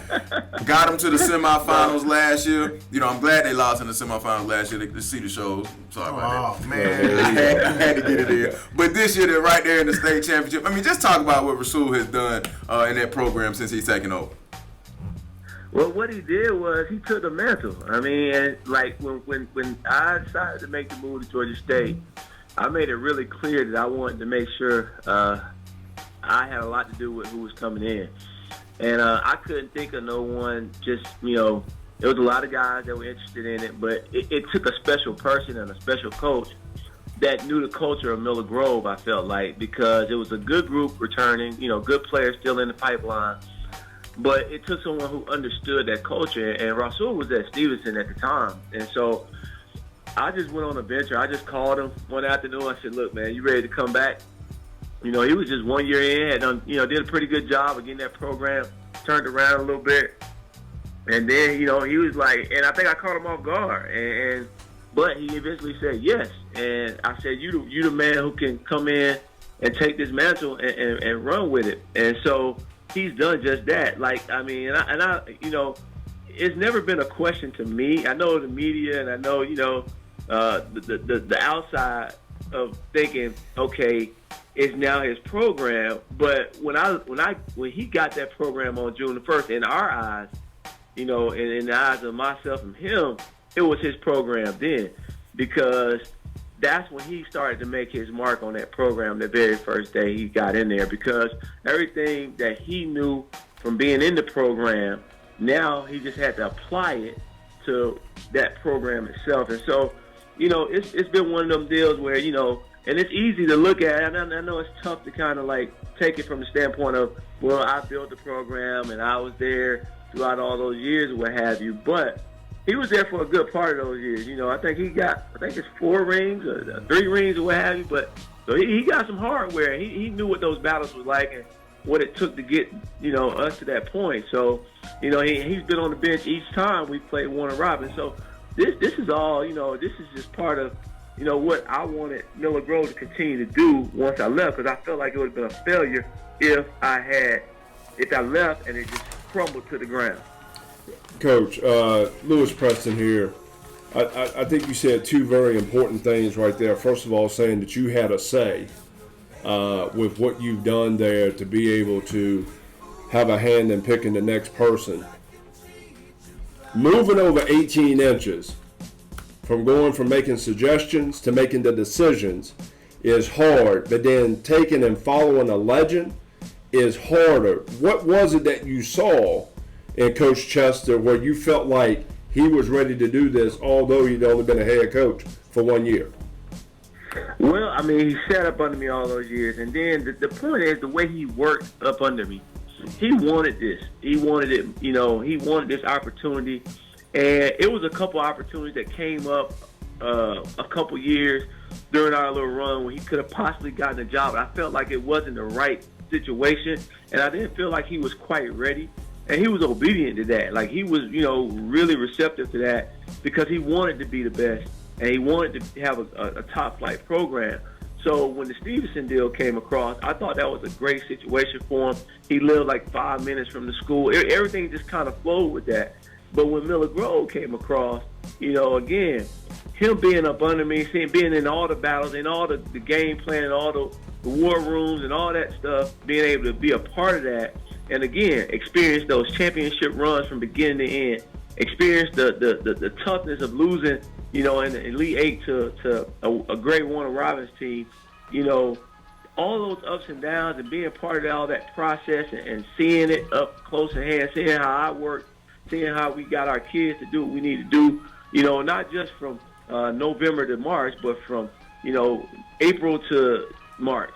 So it was one of them deals where, he saw the program from inside out, and I think, he gravitated and learned everything and then didn't miss a beat in trying to get better. Coach, I got a question for you. When you start talking about or looking at going into the state championship, with you being there and playing in the game so many times, what is your advice to coaches preparation-wise heading into a state championship game? Well, from a mental standpoint, I think you don't want to, do a whole bunch of different things.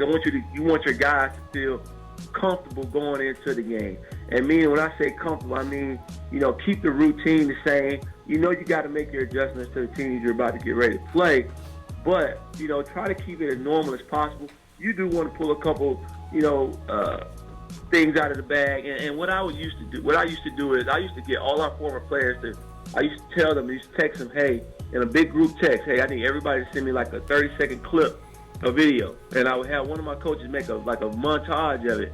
And so like the day of the game, I would have I would show that video, and it'll have all these guys that from 2008, 2009, saying, you know, hey man, we with y'all, go out there and get it. This is what you got to do, da da da da.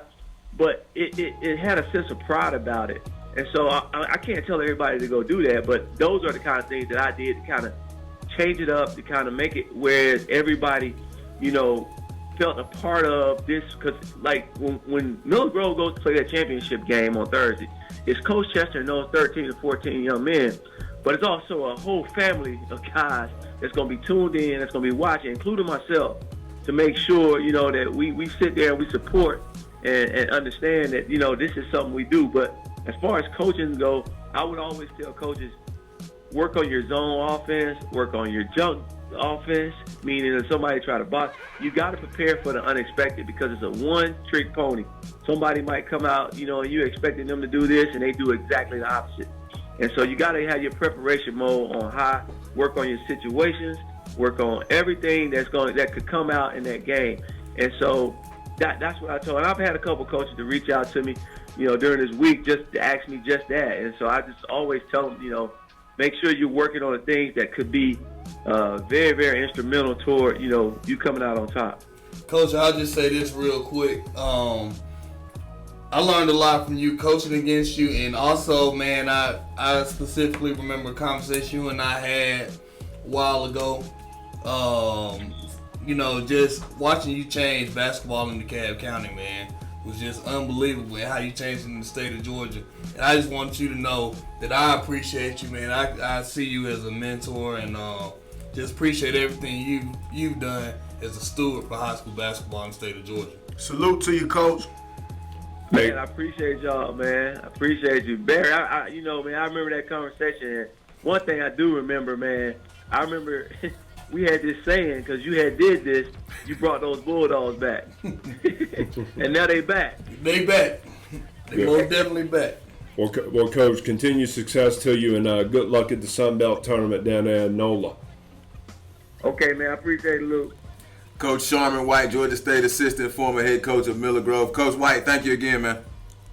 Oh, not a problem, man. Good luck to y'all, Coach. Man. Okay, thank you. All right. Sharman White, assistant at Georgia State, and the foundation builder of Miller Grove. It is the top of the hour. We're going to keep going here on the SUV TV Bracket Breakdown with Georgia Hoop Circle, presented by CBA Sports, our live finals preview. We head now into the action as it moves to Georgia Tech on Friday. 1A private on the other side of this break. Face it, everywhere you look, there's a lot standing between you and your next car purchase. So take control. And choose the award-winning dealerships of Jim Ellis. Where it's your way, all the way. Stop in for VIP experience. Or shop from home. Search thousands of vehicles. Discover your trade-in value. Even decide your final sale price. Without ever visiting the dealership. Shop your way. At JimEllis.com or visit any Jim Ellis dealership. Jim Ellis Automotive. Where you can always expect the best.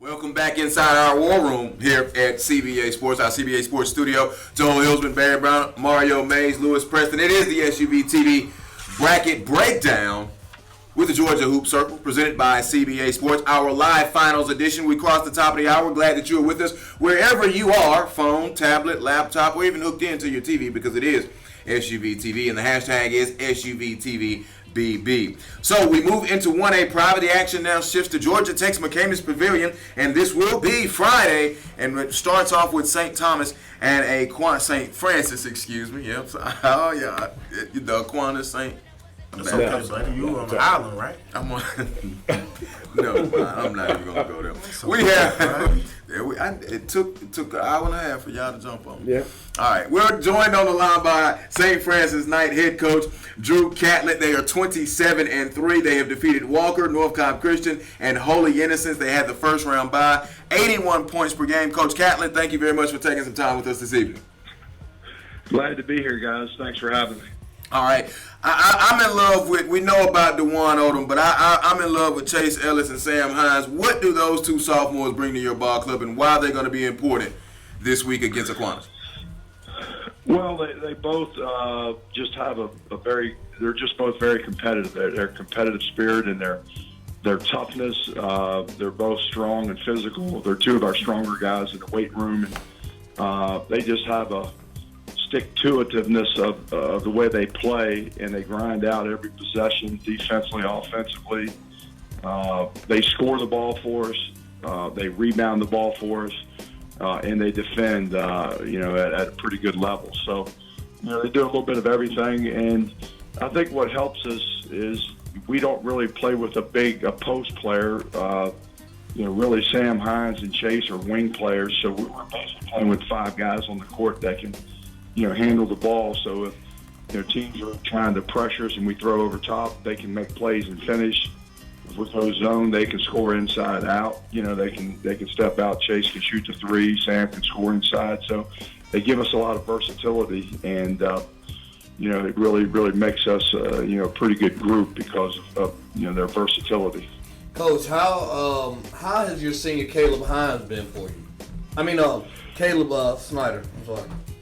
Yeah, Caleb's been doing very well. Again, he's not going to be one of our bigger scorers because we have a pretty balanced team. And then we have C.J. Riley averaging double figures as well. So we have 4 guys in double figures. And Caleb's right around that 7-8 points a game. But, he's just a steady player. He hits open shots when we kick out to him.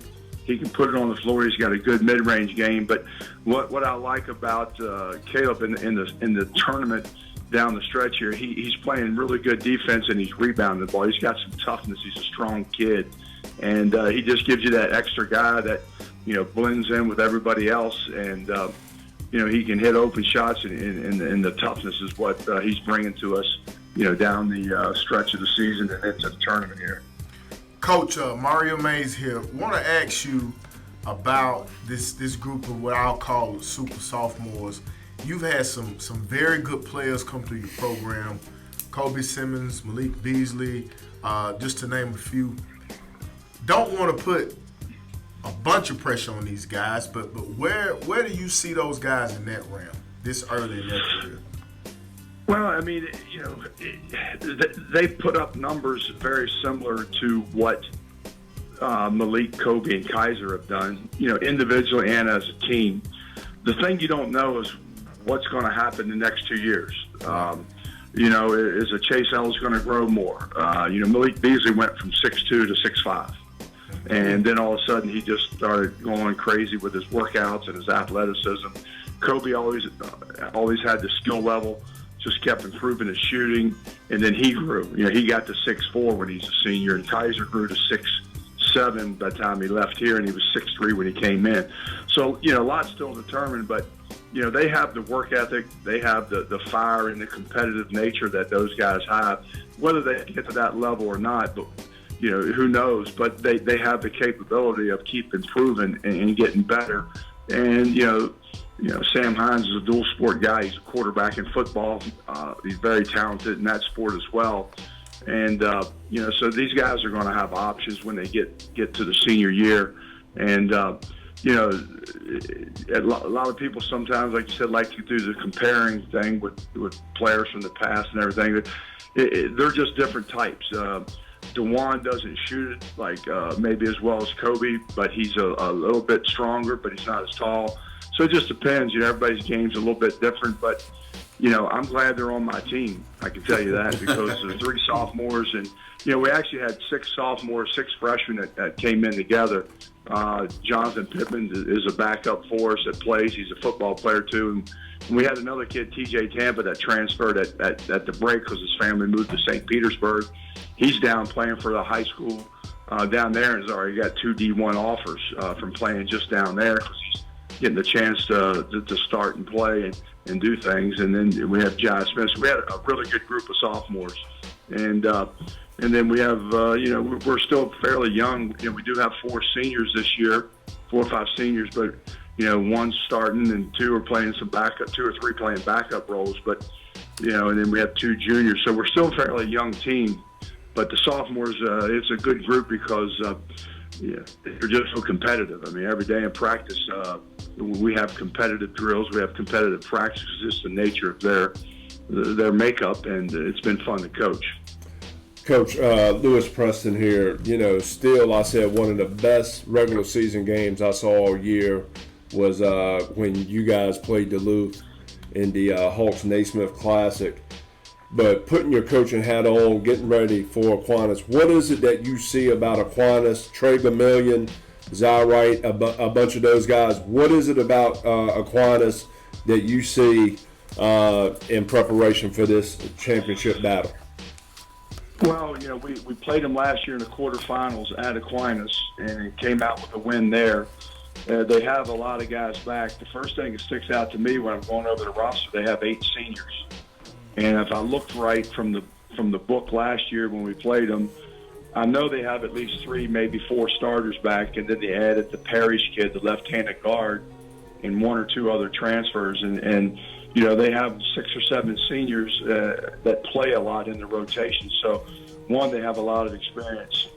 I really like the competitive nature of their team. They really get up on the glass. They're physical. They rebound the ball very well. And so we're going to have to be really good in that area. We've worked a lot this week so far on block out drills and tenacity about going to get the ball because that's going to be a key in the game. And then we're going to have to attack their zone. They play a lot of zone defense, and we're going to have to obviously, you can do a lot of different things against zone, but it also comes down to this, at some point you have to make some shots on the perimeter to loosen the zone up. So, we have C.J. Riley and Chase Ellis and Caleb Snyder that can shoot the 3. We got Ben Jones off the bench. That's a good shooter. So, I think we have enough guys that can loosen the defense up, but we still got to attack the zone inside out. You still want to try to get the ball in the paint, suck it, collapse the defense, get easier shots, or also get them in foul trouble. But they're very good. They're very experienced, and it's going to be a great challenge for us. And it's a great opportunity for our guys. But we know we're going to have our hands full, and we're going to have to really play well, in the game to come out with the win. On the line with St. Francis Knight head coach Drew Catlett, 27-3. They're in the 1A boys private championship at McCamish, 4 p.m. Friday afternoon. Coach, taking on Aquinas, thank you very much for joining us, and we wish you the best, all right? Appreciate it, guys. Thanks for having me on. Not a problem. Thank you. Good luck, Coach. Good luck, Coach. Good luck, Coach. Thank you. Appreciate it. Thank you. Look, they've got key victories. Allatoona, Cedar Grove, lost to Duluth. Pinson Valley, which is a tough team. We'll talk about them a little later because they've made multiple trips here to Georgia.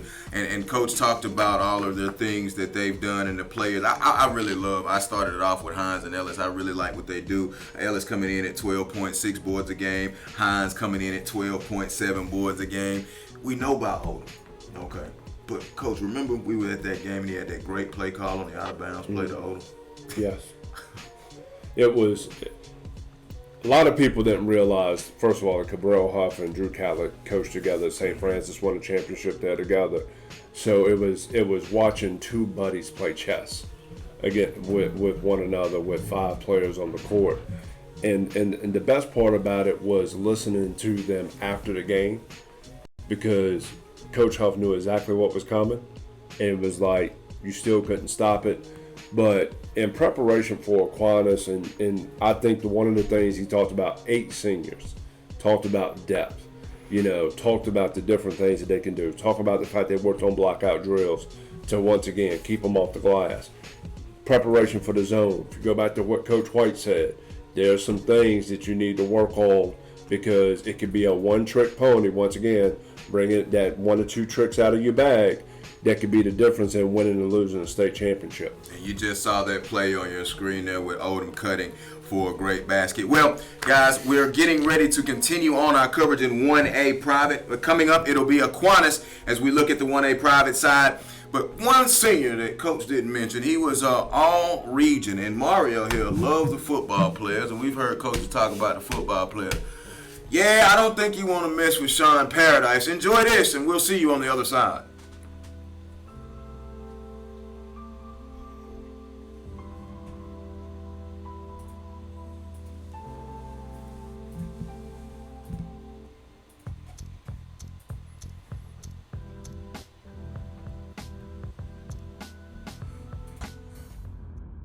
It always comes a breaking point in everything that you do. But here's what the great ones do when the breaking point comes.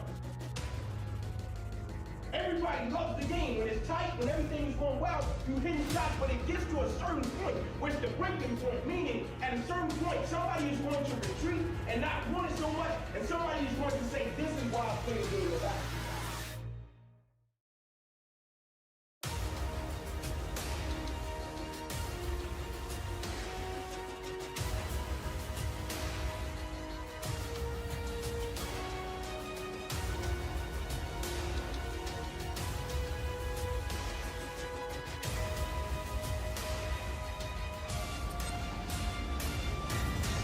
Say for everybody.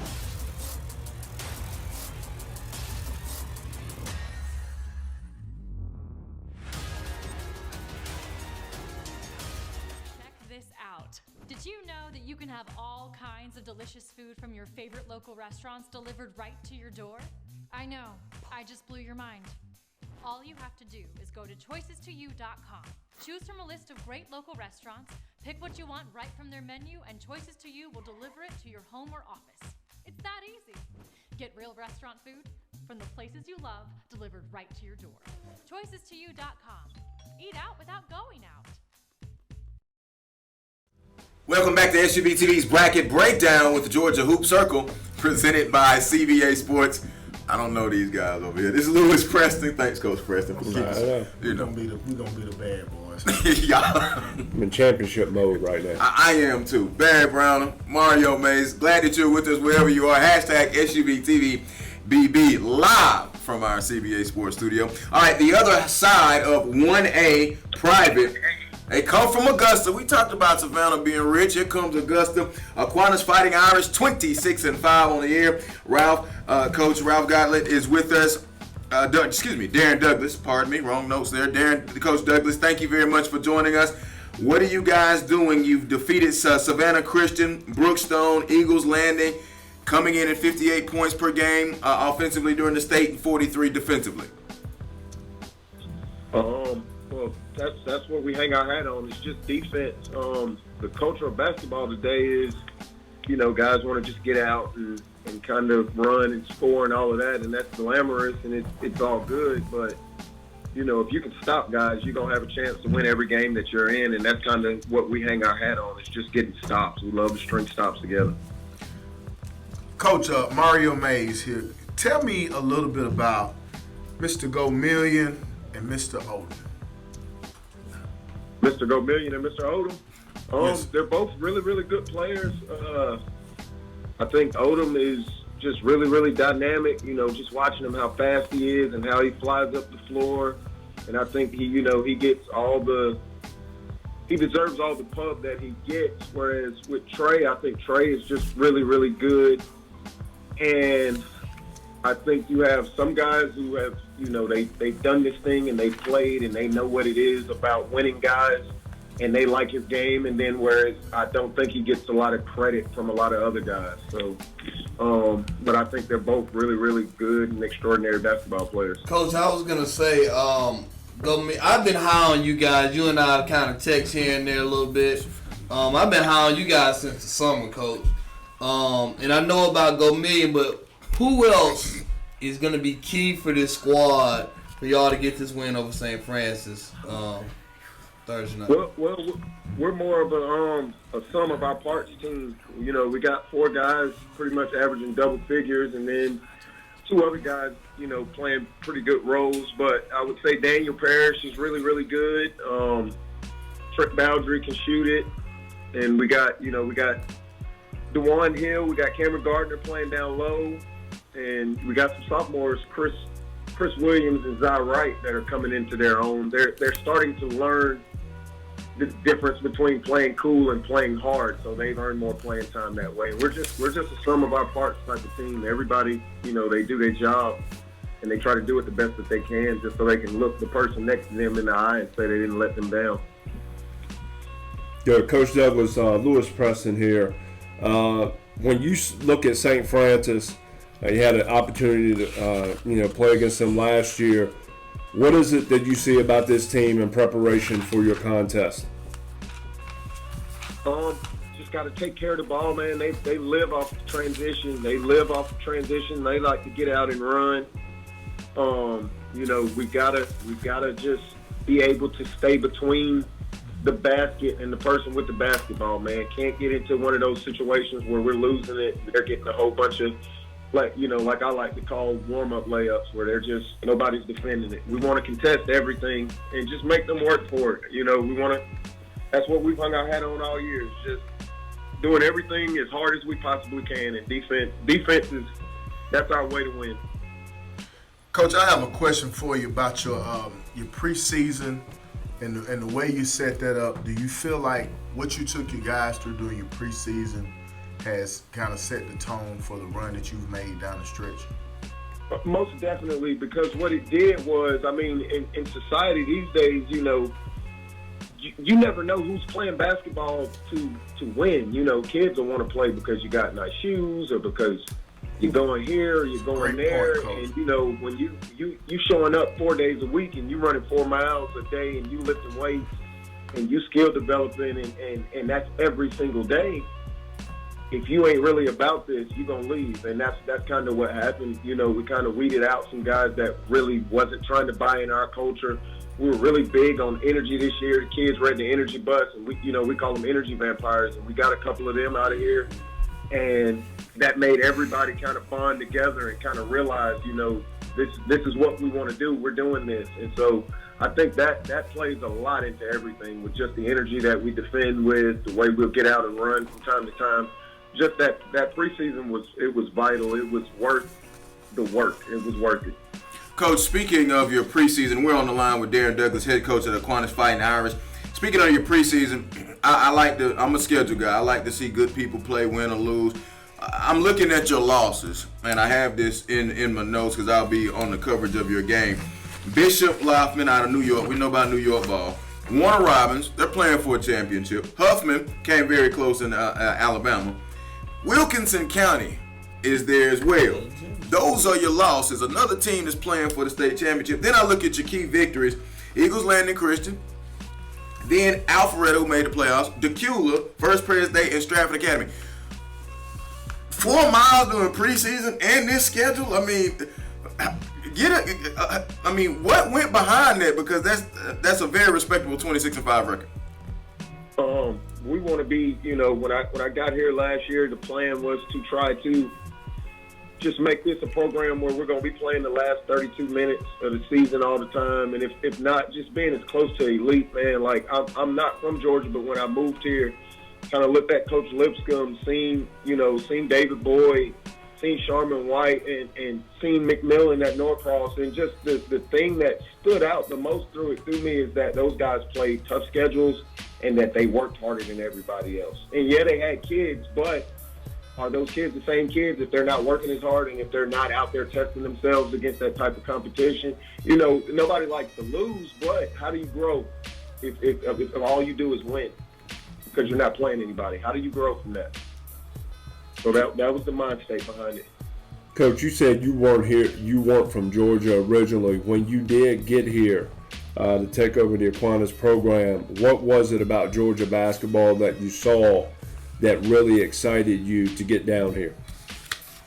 It's you know, I was in the military a bit, so I've been around, but just a mix of styles, man. Like, you can get to Atlanta and you can kind of see the little influence from New York a little bit in some of the guys. I mean, the athletes are really great, and then just the top end programs, man. They really get after it, and that's what kind of it attracted me to it. I wanted to be in this. I wanted to be in this hoop circle, you know, so to speak, just because it spoke out to me. Just looking at some of this and looking at some of these guys and how they got after it, I thought, you know, if I ever got a chance, I could get in here and just make my mark.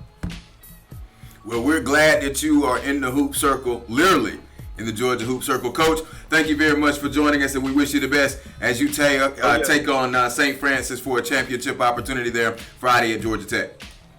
Appreciate you guys having me. Good luck, Coach. Good luck, Coach. Good luck, Coach. Thank you. St. Francis, Aquinas. Listen, I talked about Aquinas' schedule, talked about St. Francis' schedule. You guys know us. Here's your fun fact for the day. Both of these teams have played classifications higher. Okay? 6A and higher. This is going to be a fun, and we thought, or a lot of people around Ball thought, 1A may have taken a dip from previous years with Green Forest being a little weak.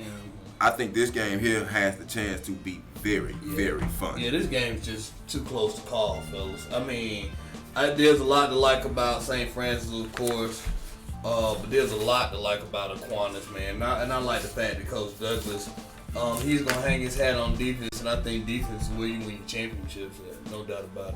I like what he said about old school basketball, and I hope the young people are listening, because he has a good point. Like, this day and age, it's all about a bucket, you know. But when you look at the old school style of basketball, it was about, I can get a bucket, but I can stop you and lock you down too. So anytime you build a team on that premise, man, you got a lot of good things to work with. I think one of the most interesting parts, Aquinas, 8 seniors, experience.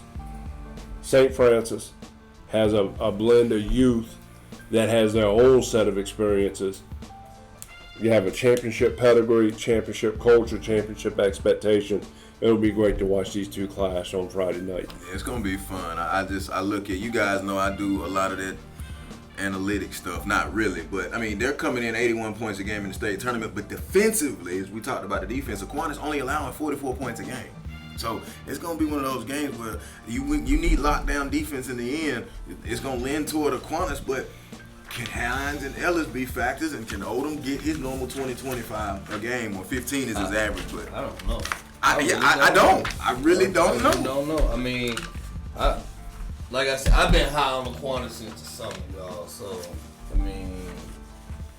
And a lot of our people out in Twitter land have been high on Aquinas. So. Yes.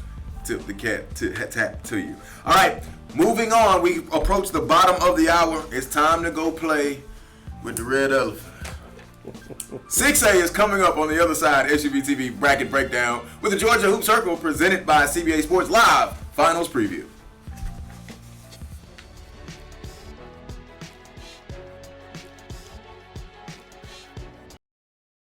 Introducing Children's Healthcare of Atlanta's Sports Motion Analysis, powered by Dartfish, giving parents and young athletes frame-by-frame feedback on how to minimize injury and maximize performance.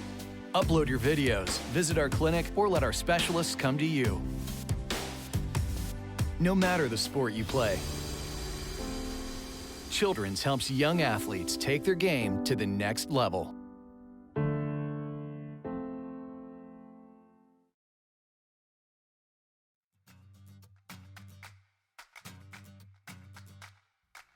Hi, my name is Tom Voris. I'm the president of Choices to You. We are your local restaurant delivery service.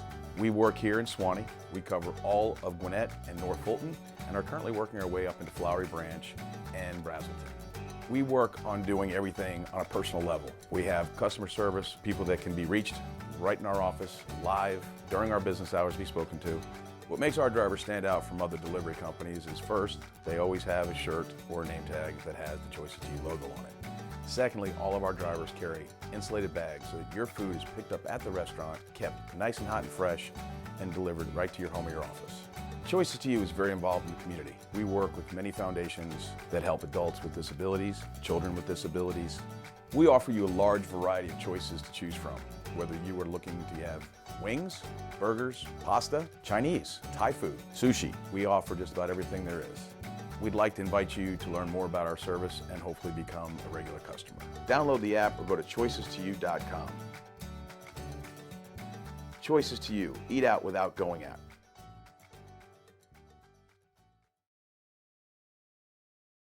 SUV TV Bracket Breakdown with Georgia Hoop Circle, presented by CBA Sports. Glad that you're with us. Live finals preview. We now move into 6A.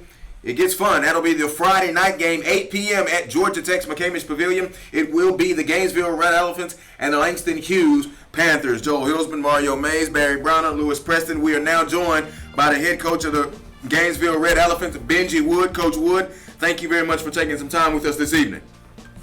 Thanks for having me. All right, Coach Preston wanted to go ahead and jump this ship off, so go right ahead, Coach Preston. Coach, you've dealt with a ton of adversity throughout the course of this year, especially at the beginning of the year.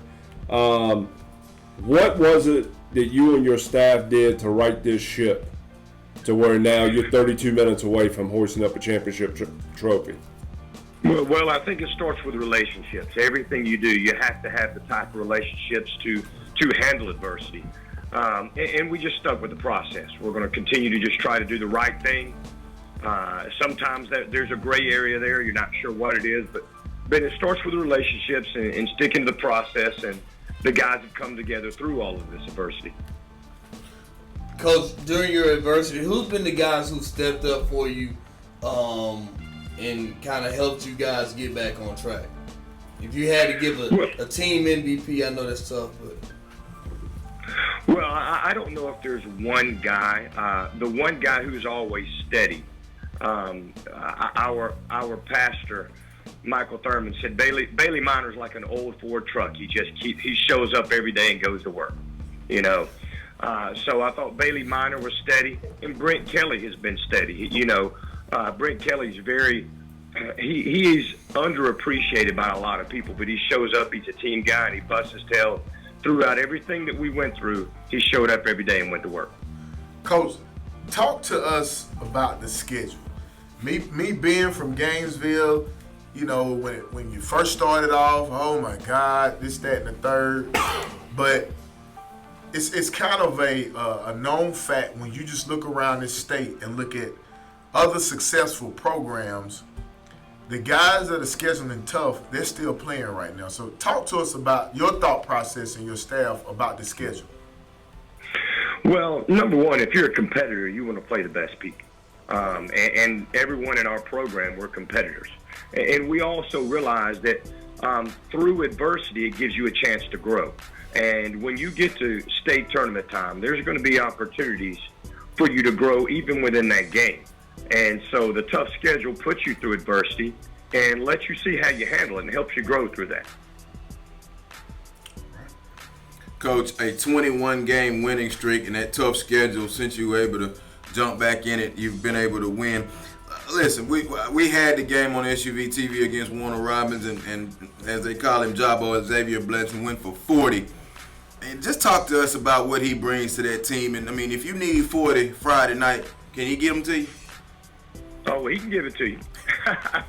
You know, he's a good mismatch. And, you know, and a lot of our guys, what we love about our team is our guys are very versatile. They can play inside and outside. And that happened to be a game where he had to match up that game. And our guys, you know, the great part about everything we've went through, our guys really have sold out to the team concept. It was his night, and the guys kept feeding him, and he just kept eating. Coach, everybody is familiar with Bledson. Everybody's familiar with KJ Buffin. But like you said, speak a little bit more about Brent Kelly, and also you got a young guy, Raphael. Is it Rubel? Rubel, yes, Rubel. Speak about the play from these two guys lately. Well, and you can go ahead and throw Kawan Hell in there as well. You know, we say we have 8 starters, and we have 5 bigs and 3 are little guys, and we tell our little guys, y'all are our dogs. So, you know, those 3 rotate, and they get out and spend a lot of energy, and they bring a ton of energy and fight quickness. So there are 3 little pit bulls we throw out there after you when we're trying to press, and those guys have done a great job. Kawan and Brent were both in a lot of foul trouble on Saturday, so Rafi picked up the slack and had his best night of the year. Coach, I will say one thing. So you guys are playing Langston Hughes, right? Right. You guys lost to Langston Hughes last year. It was in Gainesville. Right. And that was kind of their coming out party. What's your mindset going into this game if you guys been playing those guys for the state championship? Well, one of the things we've been talking to our kids all week about, emotions don't win championships. Execution does. So, and, everybody's going to be juiced. It's going to be at Georgia Tech. There's going to be however many thousands of people there. We want to try not to get too hyped right here, because you can get too hyped in a basketball game and not execute. So all week we're just talking about executing our game plan and valuing each possession. So, and I think our guys they're sold out to that.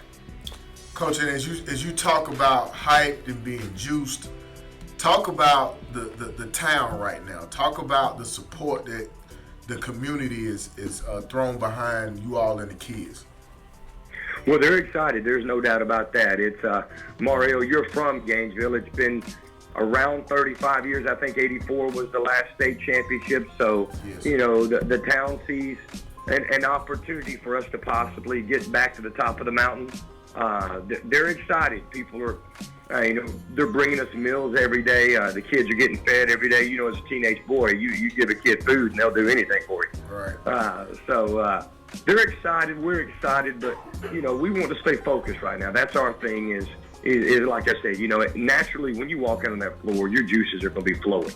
But that's only going to last so long. So we want to stay zoned in and locked in on what we're trying to do. No trade secrets here, but Coach, I cannot let you go without asking you this. What's your formula? How you going to defend one of the most elite scorers, not only in Georgia, the region, but the nation? Listen, there's not going to be any secrets here. We're going to come out with our matchup man pressure. They're going to come 3-quarter court, 1-2-2. Who's going to execute the best? This is about the kids on the floor, and we have a couple of tweaks, and I'm sure they have a couple of tweaks, but it's going to come down to those 10 guys on the floor and who executes the best. I sent a group text to our team tonight. This isn't about me. This isn't about our staff. It's about those kids on the floor. So we're going to prepare them the best we can, and when they go out on that floor, they have to execute. So, and we trust our guys. All right, Coach Wood, thank you very much for joining us. Gainesville Red Elephant head coach Benji Wood. We'll see you at McCamish Pavilion Friday night, Coach. Thank you. Good luck, Coach. Good luck to you, Coach. Good luck. Thank you. Thank you very much. Our producer, Marcus Burnett, has stuck with Gainesville. We knew how good Gainesville was. We talked about that gauntlet, that schedule, and here they are. Wanting some more of Langston Hughes, wanting a championship. I mean, they need everybody.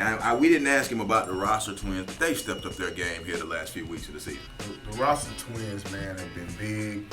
The length that they have on that floor, like you said, you got almost 5 bigs when you look at KJ Buffin, the 2 twins, Bailey Minor, and even Jabo Blessing. He like you said, he's a curveball because he can put the ball on the floor on the perimeter and get around you. But this is probably going to be one of the most exciting games because it is a rematch, of the quarterfinals last year. And hey, Langston Hughes went into a very, very tough environment in games, and the building was packed to the ceiling, and they got a win. So I know Gainesville has that on their mind, and I think they'll be prepared to play. I just think with Gainesville, first of all, if I go to the game with you, do I have to wear Gainesville shirt? Oh, everything got to be red. All red. That's all I need to know. Number 2, let me say this too. So you're not going with him, right? I don't know. You know what? I'm becoming a fan of games. He got some Gainesville ties too. That's where we met, man. That's where we met. Now it comes out. Right. So look, here's the thing. County gonna jump on him though. Hey, here's the thing, y'all. I think that I like Gainesville a lot. I think when it's all said and done, I know you do your hills and heavies. I got Gainesville being the number 1 team in the state of Georgia. In the state. Period. Over Norcross. Just what I've seen, from them the last couple of weeks, have just been unbelievable, man. And I'm gonna say this. Unbelievable. Now they played a very good game against Norcross, at the beginning of the year. And I would love to see that game again. I don't even know if we can we get that game? I mean, can we get an all classification? We can do that. We're working on it. Okay. It only makes sense, don't it? I'm going to very simply say this in the infamous words of the nature boy Ric Flair. To beat a man, you got to beat the man, right? They're going to have their chance for 32 minutes to see if they can get it. And that man walk in the gym with 30. And we're going to talk to his head coach on the other side of this break. Rory Wells coming up from Langston Hughes as the SUV TV bracket breakdown with the Georgia Hoop Circle presented by CBA Sports Live Finals Preview rolls on.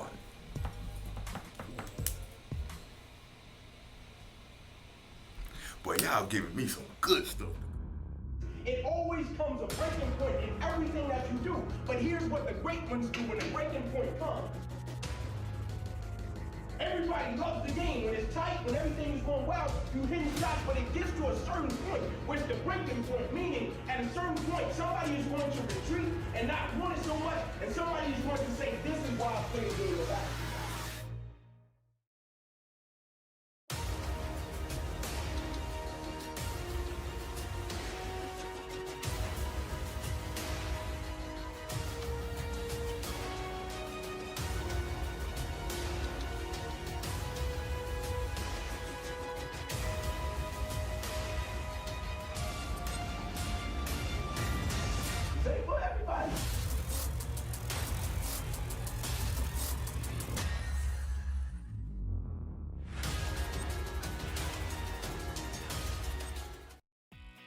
If you want a used vehicle, but you also want peace of mind, you want a Ford Certified Pre-Owned vehicle.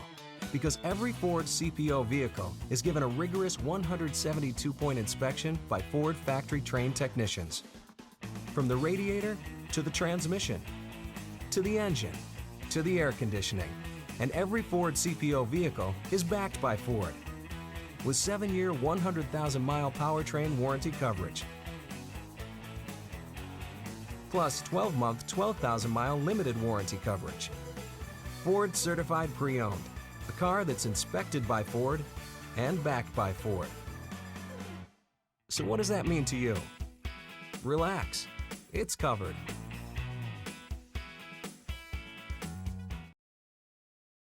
Welcome back inside the War Room here at our CBA Sports studio. It is SUV TV's bracket breakdown with the Georgia Hoop Circle presented by CBA Sports, our live finals preview. We continue on in 6A. Head coach Rory Wells of the Langston Hughes Panthers is on the line. Coach, thank you very much for taking some time with us as you prepare for your championship against the Gainesville Red Elephants. Hey, thanks for having me. Coach, everybody at this table and everybody out there in basketball know I'm a Landers Nolley guy. I mean, but you have so much more. What's the focus like now, getting ready to take on this Gainesville team who's riding a 21-game winning streak? You guys had a little tough start there in the opening rounds of the state playoffs, but you're right here where I thought you guys would be defending your championship. Well, you know, it's a wild ride. You got to be prepared for anything. You know, we never want to go into a game, especially this time of year, underestimating an opponent. You know, we got to be prepared from a mindset standpoint to come out and, you know, be ready to win a dogfight. This time of year, you can get beat on any given night. You know, it's not about who's the better team, it's who's the better team on that night. And we're just trying to prepare our best, you know, this whole week going into Friday night to try to be the best team that's playing Friday night. Coach, you have, as Joe spoke about, probably one of the most dynamic scorers that this state has seen in a long time. Talk about his development this year and, you know, what you've seen him be able to do as far from the standpoint of just putting the team on his back and carrying it. Man, well, you know, the first thing was he took the challenge. You know, he took the challenge coming into the season knowing that we lost 5 seniors last year. You know, all 5 of those seniors went off to the college level to play college basketball. And he put in time over the summer to be prepared for this run. You know, he grew a little bit. You know, to finish out the season last year, he was right around 6'5.5". Now he's legitimate 6'7". But more importantly, his game, because we challenged him over the summertime to become an overall, all-around threat. You know, and my challenge was to him going into the season was I want you to have your imprint on every possession. We know you're going to finish plays. We know you're going to be a scorer. We know you're going to knock down shots.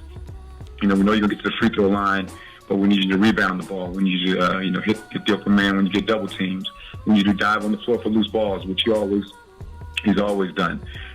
We just want you to be able to do all the intangibles that come with being an all-around player, because really, not only do we know, but everybody else knows, we go as far as he takes us. So he took the challenge to become a better all-around player. He sharpened up his skill set. His ball handling has improved. His decision-making has improved. And he just really took the bull by the horns in terms of becoming a better all-around player and leading the troops this season. Now, if he's your Batman, Coach, who's your Robin? Who's that guy that steps up and helps him out when you guys need a bucket or need a play? Need a bucket or need a play? We've had 3 other guys that have really filled that role for us. So we got 3 Robins.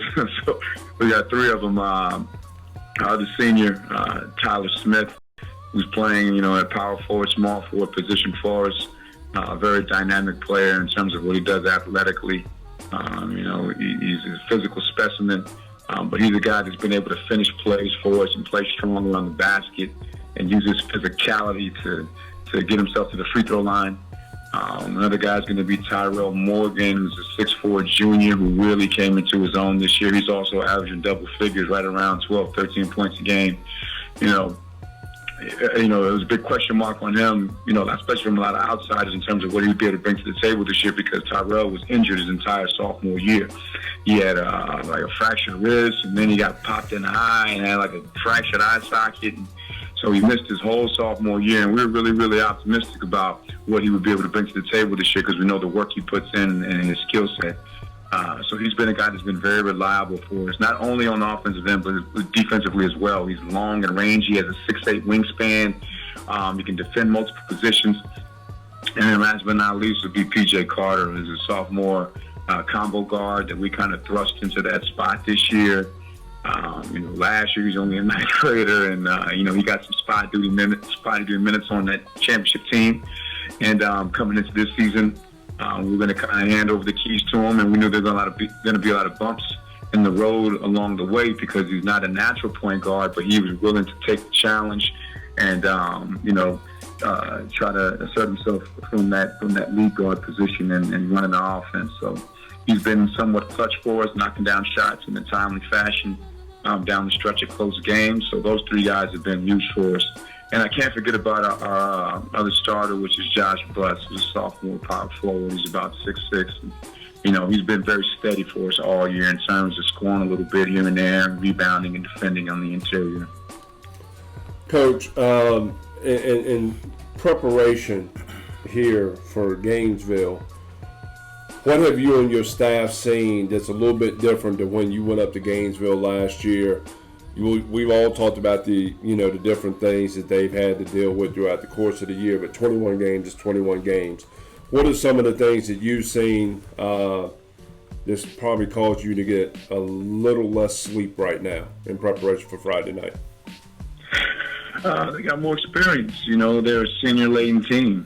So when you have a senior-laden team, obviously those guys are going to play with a little bit more desperation. They're going to understand the value of this is the last go. This is the last go. It's our last chance at getting it. So their intensity level is going to be through the roof. So we got to understand going into it, we can't have any lows in intensity. We got to come out fired up. And also I got to look at the kid number 23. He brings a different dynamic to him in terms of his ball handling and knocking down shots. And, makes him a little bit more dangerous. He's another 94-foot defender. So they got 3 of those guys going to come out and guard you for 94 feet. Those things have kind of, make us go to the drawing board a little bit more and game plan differently. Coach Rory Welsh of the Langston Hughes Panthers. Coach, always great to see you, man, and great to see you back in the championship game. You do a great job. I've told you all the time, I'll tell you publicly, man, really respect what you do. I'm a fan of you. I know we talk about how animated you are on the sideline. I guess sometimes I live vicariously through you, man. Keep up the great work down there. Congrats, Coach. Good luck to you, man. Good luck to you, Coach. Good luck to you. Head coach. Appreciate it. We need it. Yes, sir. Head coach Rory Wilson of the Langston Hughes Panthers. Friday night inside McCamish Pavilion against Gainesville. That is your 6A Boys State Championship. Fellas, we've got a few minutes here to do what we do, and this is break this down. Coach, how are you going to defend Landers Nolley? Might put a box on one on it. Or just run multiple guys at him throughout the course of the night. Talking about, Benji Wood talked about he's got 8 starters. Just keep running bodies at him. So if you see the boxing one, how you going to adjust to it, Coach? Well, I like the Tyler Smith kid. I think that if you go boxing one, I'd probably sit somebody in the middle of that and just make them kick it out to the wing to make sure they're able to kick it out and make guys make plays. Now you the third opinion. I think the way you defend Nolley is, and if anybody has a chance of slowing him down, you're not going to stop him. You might got a chance to slow him down. It's the kids with the length from Gainesville. The Rosser twins would be a great 1-2 punch to kind of keep running at him, because I don't think, he probably has, because he's just a heck of a scorer, man. But it's a little different. Prolific. Yeah, when you got to shoot over those, long outstretched arms. And even But he's Coach, long too, though, Coach. Yeah, but Coach talked about one of the kids who had like a 6'8" wingspan. It's different, man. When as opposed to you standing there shooting over a kid that's 6 foot or a 5'10" guy, opposed to a guy who might be coming with you with a 6'8", 6'7". I would first just run those long Rosser twins at him. Hey, you could even run KJ Buffin at him. And then if he is who he always is, then you might have to double him and then rotate just to try to get the ball out of his hands, man. We talk about him a lot. I mean, we were very vocal about how he should have been a McDonald's All-American, period, point blank, end of discussion. Coach Wells talked about how they needed him to do other things. And a lot of people say, we know Nolley can score, that he can score. Guys, y'all got to look at the stat line. Okay, 30 points, 8 boards, 3 assists, 3 steals. Well, I mean, it spoke to what Coach said. They challenge him in other areas. We know you can get a bucket, but we want to see you be that guy that can dive on the floor and get a 50-50 ball. Mm-hmm. That's what wins ball games. Mm-hmm. Everybody knows in a 32-minute game, Landers Nolley is gonna get about 30 points. Yeah. But what extra can you bring to the table? The defensive boards and like you said, the 50-50 balls, it all counts. And the reason why he's probably going to Virginia Tech is the 8 rebounds, right? The 3 assists, 2 steals, blocks, and the 50-50 and getting on the floor. Because anybody who knows Buzz Williams, there are just certain things you must have in order to play, for the Hokies. So this is gonna be an exciting one. You got, I can't even call it right now. So you're Gainesville, now you got all this artillery, and we know it's Landers Nolley, and Coach even said he's going to go as far as our takers, and they've got the other pieces to fit in there. If you're Gainesville, what do? Do you come out and jump on? I'm going straight at it. Okay. I'm going straight at it. It's a fight, and in a fight, if you get hit first, you're in trouble. So I think they've done a great job of throwing the first punch throughout this run that they've had of 20 games. They put up 111 points. So they've been throwing a lot of punches. So you throw the first punch and you make sure you throw the last one tonight. Because think about this. Landers Nolley, you might slow him down, but I guarantee he's going to keep coming. Here's one thing I'm going to give you, though, about Landers Nolley and Langston Hughes. The game that he got ejected in, Douglas County, and he didn't. In the next game, he didn't play. They took back-to-back losses. Is that correct? No, they split. They split, and then they turned around and lost the third one, right? They missed. It was like they lost to Grayson and they blew the lead. Okay, here's my thing about that though. So if he's out of the game, I think they're gonna be stuck. But I think if he gets in foul trouble, I think if you go at it, hey, they got enough guys that can go at it. KJ Buffin can get a bucket. Blessing can get a bucket. The Rosser twins can get a bucket. I mean, it's going to be, like I said, it's going to be interesting. Tyler Smith is going to be key for them in this game. I saw Tyler Smith against Douglas County, and I like Tyler Smith a lot. Watch Tyler Smith if they have a chance to win this game. I say this, 2 very good coaches. Yes. With 2 very good teams, man. Yeah. It's going GHSA, man, ought to pat themselves on the back because they got some great They got this one. They did. Yeah, This about 2 or 3 of them. Right. Yeah. Great chess match about to take place. That is 6-8 at Georgia Tech's McCamish Pavilion Friday night. Well, there's only one day left. It's going to be Saturday. We move into 4A and 7A. Glad that you're with us wherever you are. Of course, join the conversation. Hashtag SUVTVBB. We'll be back after these words.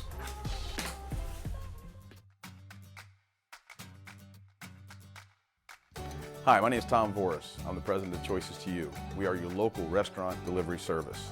We work here in Swanee. We cover all of Gwinnett and North Fulton and are currently working our way up into Flowery Branch and Brazelton. We work on doing everything on a personal level. We have customer service, people that can be reached right in our office, live, during our business hours to be spoken to. What makes our drivers stand out from other delivery companies is first, they always have a shirt or a name tag that has the Choices to You logo on it. Secondly, all of our drivers carry insulated bags so that your food is picked up at the restaurant, kept nice and hot and fresh, and delivered right to your home or your office. Choices to You is very involved in the community. We work with many foundations that help adults with disabilities, children with disabilities. We offer you a large variety of choices to choose from, whether you are looking to have wings, burgers, pasta, Chinese, Thai food, sushi. We offer just about everything there is. We'd like to invite you to learn more about our service and hopefully become a regular customer. Download the app or go to choicestouYou.com. Choices to You. Eat out without going out.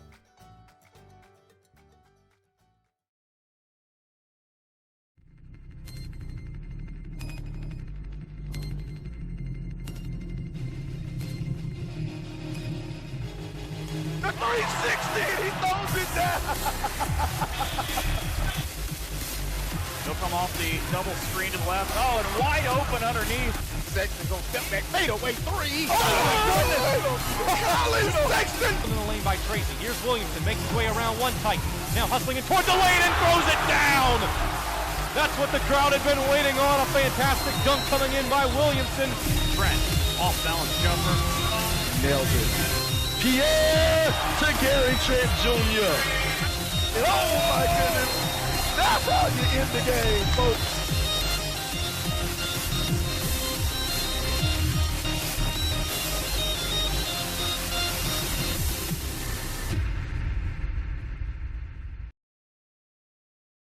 We welcome you back inside SUV TV's Bracket Breakdown with the Georgia Hoop Circle, presented by CBA Sports. I'm Joel Hillsman, Lewis Preston, Mario Mays, Barry Browner. We now move into 4A, and it doesn't happen much in the state of Georgia. And this one's pretty good to us, too. Upson Lee and St. Pius in a rematch. This will be Saturday afternoon at Georgia Tech's McCamish Pavilion. I'm going to just tell you this right now. Get there early. Because last year, it was 9,000. I think they will have a bigger crowd than Tech had this year. I'm going to go ahead and say that right now. This crowd for your Upson Lee and St. Pius will top any Tech crowd this year. Just don't look at me like that, Coach Preston. I'm just saying that. All right, on the line, and you don't like it? You don't think so? I believe you. I was finna say, This is Georgia high school basketball, baby. Bruh, were you at the game last year? Yeah, it was a lot of folks. Okay, it's going to be more folks this year. The rematch, you're right. It's like, you know. It's like one of them good heavyweight fights. That's what Tyson there you fight, go. Tyson Holyfield. Round 2. Round 2. Well, let's talk to one of the coaches. Coach Aaron Parr of the St. Pius Golden Lions. Coach, thank you very much for taking the time with us this evening. Thanks for having me on. I appreciate being on here. You know, Coach Parr just comes in the studio, now on the line with us. Comes in the studio and shoots out people, you know. We won't talk about that. There you go. See, don't start. Don't start. Yeah, let's not talk about that. No, that's what we do here, Coach. We have some fun. All right, coming in at 28-3, Coach. About 70 points a game, 69 points per game. Tough losses to Lucena Collegiate, Eagles Landing, and Pinson Valley, which that game was on SUV TV. But here you guys are back where you want to be, playing for the state championship. You've got a familiar foe in Upson Lee on the other side. I mean, how do you feel about the team going into this championship affair after a playoff run that included victories over White County, Troup, Carver Columbus, and a thrilling victory over Baldwin? Yeah, I think that it's been a tough road for us. It's been I think it's actually probably a little bit tougher getting back, and I feel like our guys have showed a lot of resiliency over the last month of strapping it in and getting ready for a playoff run and just kind of trying to take it one game at a time. That's what you got to do in the playoffs, and you just want to be trying to play your best basketball at the end. And I think our guys, as of late, have been locking in and getting really focused and playing good ball. So we're really excited to be back here. Coach, when you start talking about the just the gauntlet of getting back, it is extremely hard to get back. But then when you look on the other side, you see your opponent, a team that's won 60 games, I think, in a row.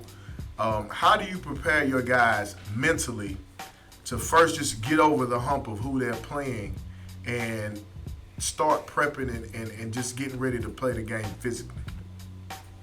Yeah, well, I think they're obviously Upson Lee's. We have a lot of respect for Upson Lee. I mean, first of all, for them winning 62 straight games is just an unbelievable accomplishment.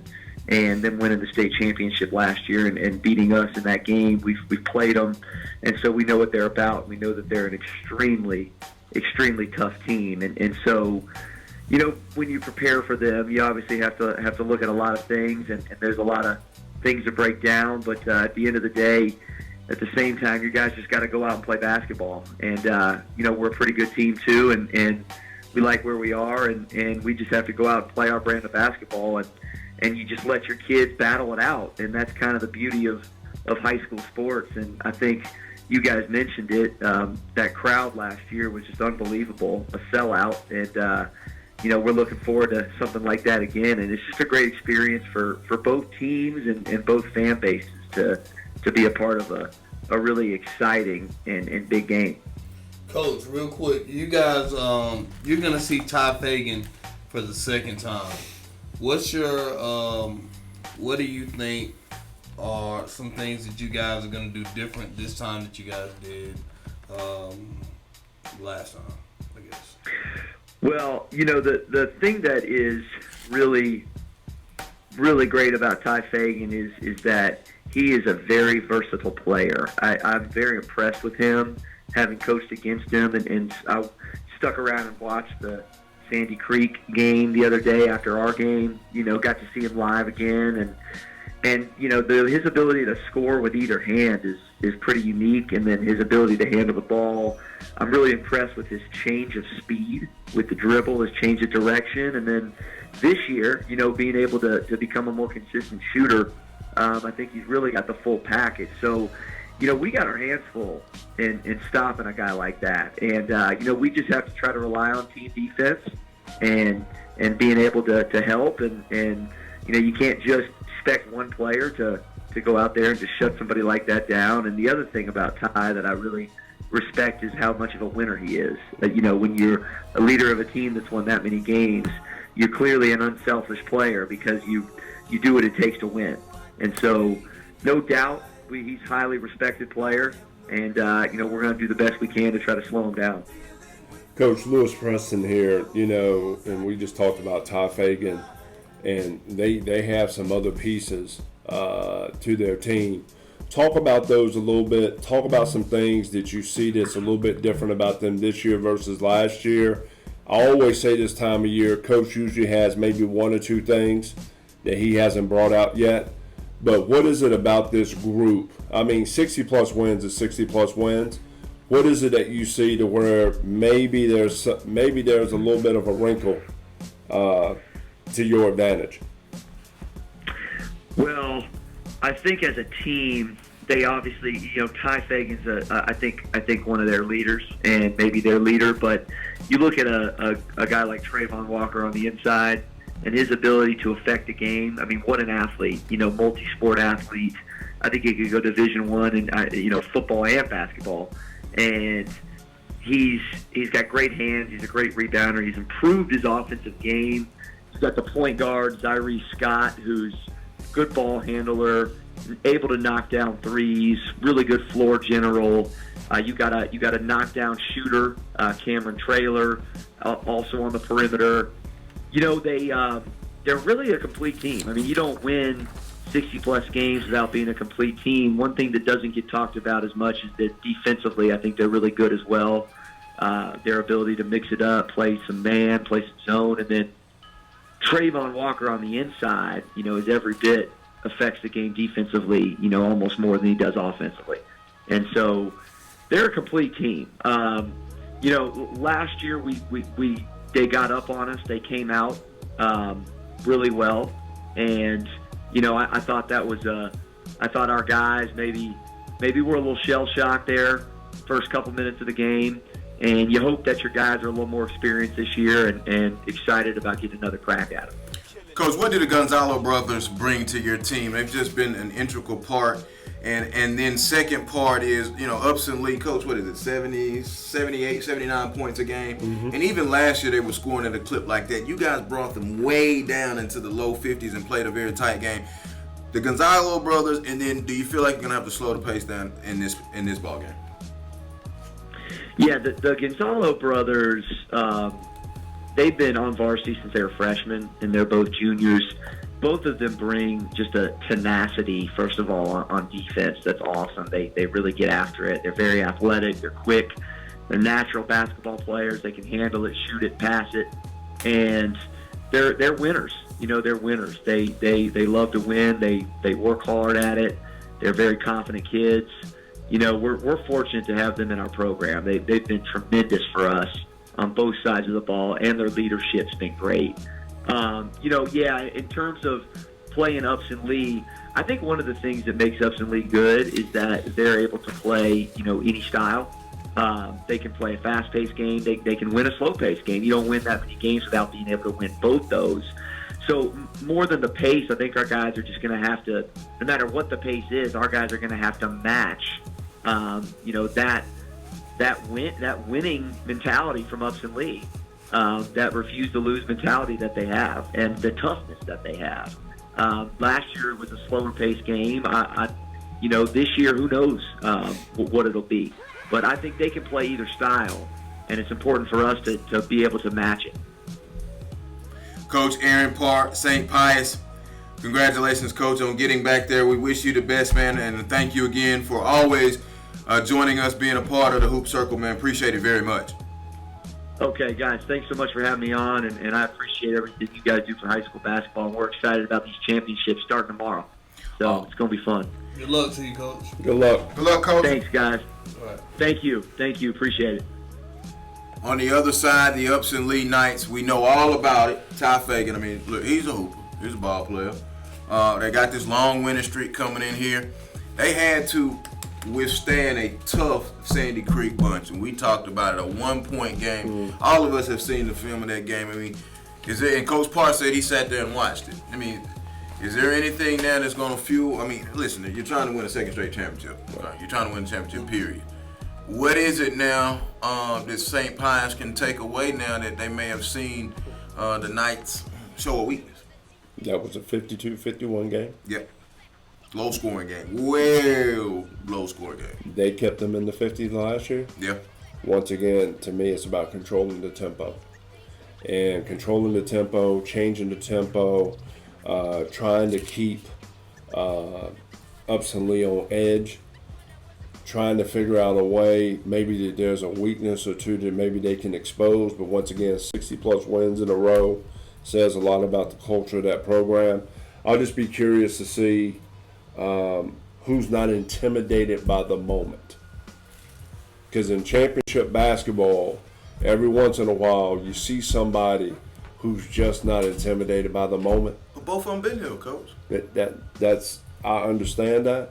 But once again, who's not going to be intimidated by the moment? I'm going to flip that, actually. I think there might have been a wake-up call for Upson Lee. Only because 52-50, that's the closest game they played the whole season. Maybe they like, you know what? I know we think we're supposed to just walk in the gym and, win the game. Somebody pushed us to the max. Maybe it's time for us to turn it up a little bit. Well, I disagree with what Coach says. When you start looking at the lower scoring games for Upson Lee, I think it's an area that they're not really they're not so much used to. So if you're gonna try to beat Upson Lee, in my mind, I'm thinking to myself, if I make it a little lower, slower game, and I control that tempo, then I got a chance. And I say it again, when you start looking at the state title games, look at the number and the amount of points most teams scored. It's low. And I think a lot of it has to do with the depth perception that changes for the high school players. Like, a lot of people don't really think that far into it. But then even think about last year, or what's the year before, when they had the baskets that were all messed up. I was trying to leave it alone. No, and that's not a shout. Like, we got to be real now. You're right. Yeah, we're gonna be real about how this thing works. And you got to understand, when you take high school kids from a regular gym style to an arena, I mean, it's just logic. So I know somebody was at 7A. Buford has basically an arena now. Right. Can you justify that for 7A? Because now they're going from 7A semifinals at Buford City Arena, very nice, to McCamish, which holds about 5,000 more, maybe 4,000 more than Buford Arena. Is it depth perception there? Does Buford now all of a sudden get advantage? Even though they're not playing, I'm just using that. I mean, even Wheeler's considered an arena. You don't have the normal backdrop. I would say, if you play in that setting, it's a whole lot easier to adjust opposed to playing in a regular, small, intimate gym. I like this. So Lambert has 4 sides. Northview has 4 sides. Is it the wall, or is it just, I mean... It's not, it's okay. In most high school gyms, you have a basket and you got a wall. Most of them. But what I'm talking about is when you sit that goal right there by itself, and then you have all of the open space.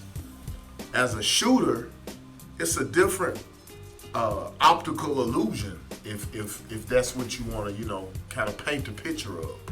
There's a whole different depth perception in regards for shooters. The main thing is, going from a high school gym, it is familiarity, right? To going into a college facility, or to me, I think it'll be easier to adjust to Georgia Tech than it is in Macon. I agree, because it's going to be darker. Yeah, I mean, darker, deeper. Georgia Tech still has something of a familiar surrounding that, and plus they have soft rims, so shooters. I mean, those are good shooters rims right there. But what'll be interesting to me to see, once again, staying in the 50s versus that game getting into the 60s or 70s. The game gets in the 60s or 70s, I think that's to Upson Lee's advantage. Just a few more minutes on this. Let's go down in the post. Walker has held his weight for Upson Lee down in the post. Kennedy Willis has done very well. Advantage goes which way? Man, Walker's girth is gonna be that's football. It's gonna be the key though. I mean, I like Kennedy Willis. He's 6'7", he's long arm. He'll block a shot, he'll rebound. But man, Walker reminds me. There's a couple guys Walker reminds me of. He's a tractor trailer guy. He's a Demetrius Hill guy. If you watch Florida, a low budget, not low budget, but a smaller DMC. If you look at him, he might not be good. Not the height, because he can catch the ball. See, one of the things DeMarcus does well is he catches the ball on the wing. I like to call it swooping. He swoops to the basket. Walker can do the same thing. I think that Willis, the key though, is Willis cannot get in foul trouble. Yeah. If he gets in foul trouble, it's going to be a problem. Yeah. I think, like I said, man, there's a lot of factors we know about Upson Lee. They're going to be facing a couple of obstacles. Hey, y'all, I'm just telling y'all, something tells me that's going to make Upson Lee go even harder. I think Ty Fagan, last game in Georgia, not McDonald's All-American. You know what? Hey man, watch the 35 piece from Ty Fagan. Well, I think the kid that we've seen, the competitor that he is, the leader that he is, he just want to go out the door the right way, and I think he's gonna lay it on the line. all about that culture, you know, all about leaving that culture and that championship mindset. So it'll be great to see. Ty Fagan, 25 points per game, 7 boards, 4 half assists, 2 steals, block and a half, fills up the stat book. You know, at one point in the season on the Hoop Circle, we put St. Pius above Upson Lee, and then Upson Lee retook them to 30-0. Nice rematch. And the one thing, before we get out of here, Langston Hughes is playing for a state title, right? Mm-hmm. St. Pius beat them. Green Forest, another good run, St. Pius beat them. Pace, another good run, St. Pius beat them. Mount Bethel, who's going to be moving from the GICAA into the GHSA next year. Right? Who won it? Back to back. Yes, back to back. St. Pius beat them. Charlotte Cath, check them out. Deep run in the NCICAA. St. Pius beat them. They are ready for this one. Okay, I like what they've done. Upson Lee, City of Palms, Signature Series champs, win over Kaluka, Wisconsin, who's 22-3 and making a run there in Wisconsin. Okay, a win over Corbin, Kentucky, who's kind of been middle of the road. Millbrook, a win over them in North Carolina at the Public. Yeah, okay. And then Huffman got a win over Huffman, and Huffman had their record retracted because of 5 or 6 forfeit losses in there. Then a win over St. Francis, then a win over Warner Robins. Okay, so I love the matchup. Now you got to play each other again. Too close to call. Yeah. You think so? I think it's going to be a rebound or a loose ball. And speaking of shooting, Everett Lane hit 6 threes in that championship game last year at Georgia Tech. Now, Coach Paul mentioned 6. 6. That's tough, boy. That's tough. In the championship game. And Coach talked about how Upson Lee jumped on they went a hole early. He's absolutely right. Because Lane almost shot them back into the game. And they only lost by 5. Okay? And they did not have a good first 3-4 minute start to the game. Yeah. So if they jump out even, I'm telling you, McCamish is going to be rocking in the state of Georgia. You know, get ready for this one. St. Pius, DeKalb County, Upson Lee, Lee County, you know, DeKalb County private. You know about DeKalb County ball, don't you, man? Of course I do. Yes, you do. All right. We move into now 7A on the other side of this break. Glad that you are with us. The SUV TV bracket breakdown with the Georgia Hoop Circle live, presented by CBA Sports. 7A is next, and a few more fun things as we roll on right here on SUV TV.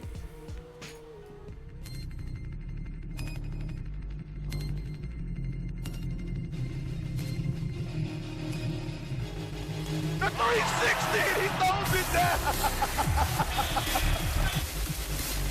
He'll come off the double screen to the left. Oh, and wide open underneath. Sexton goes step back, fade away 3. Oh, my goodness. Colin Sexton. In the lane by Tracy. Here's Williamson, makes his way around one Titan. Now hustling in toward the lane and throws it down.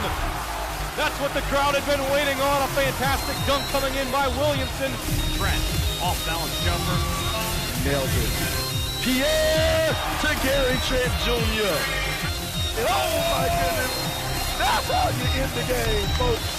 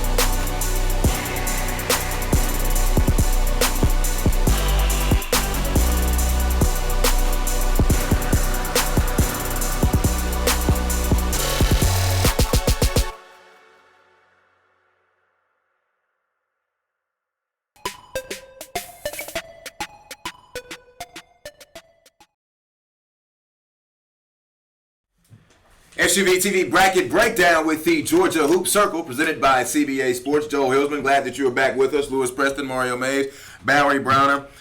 We now move into the final foray of the championship weekend. It is Class 7A.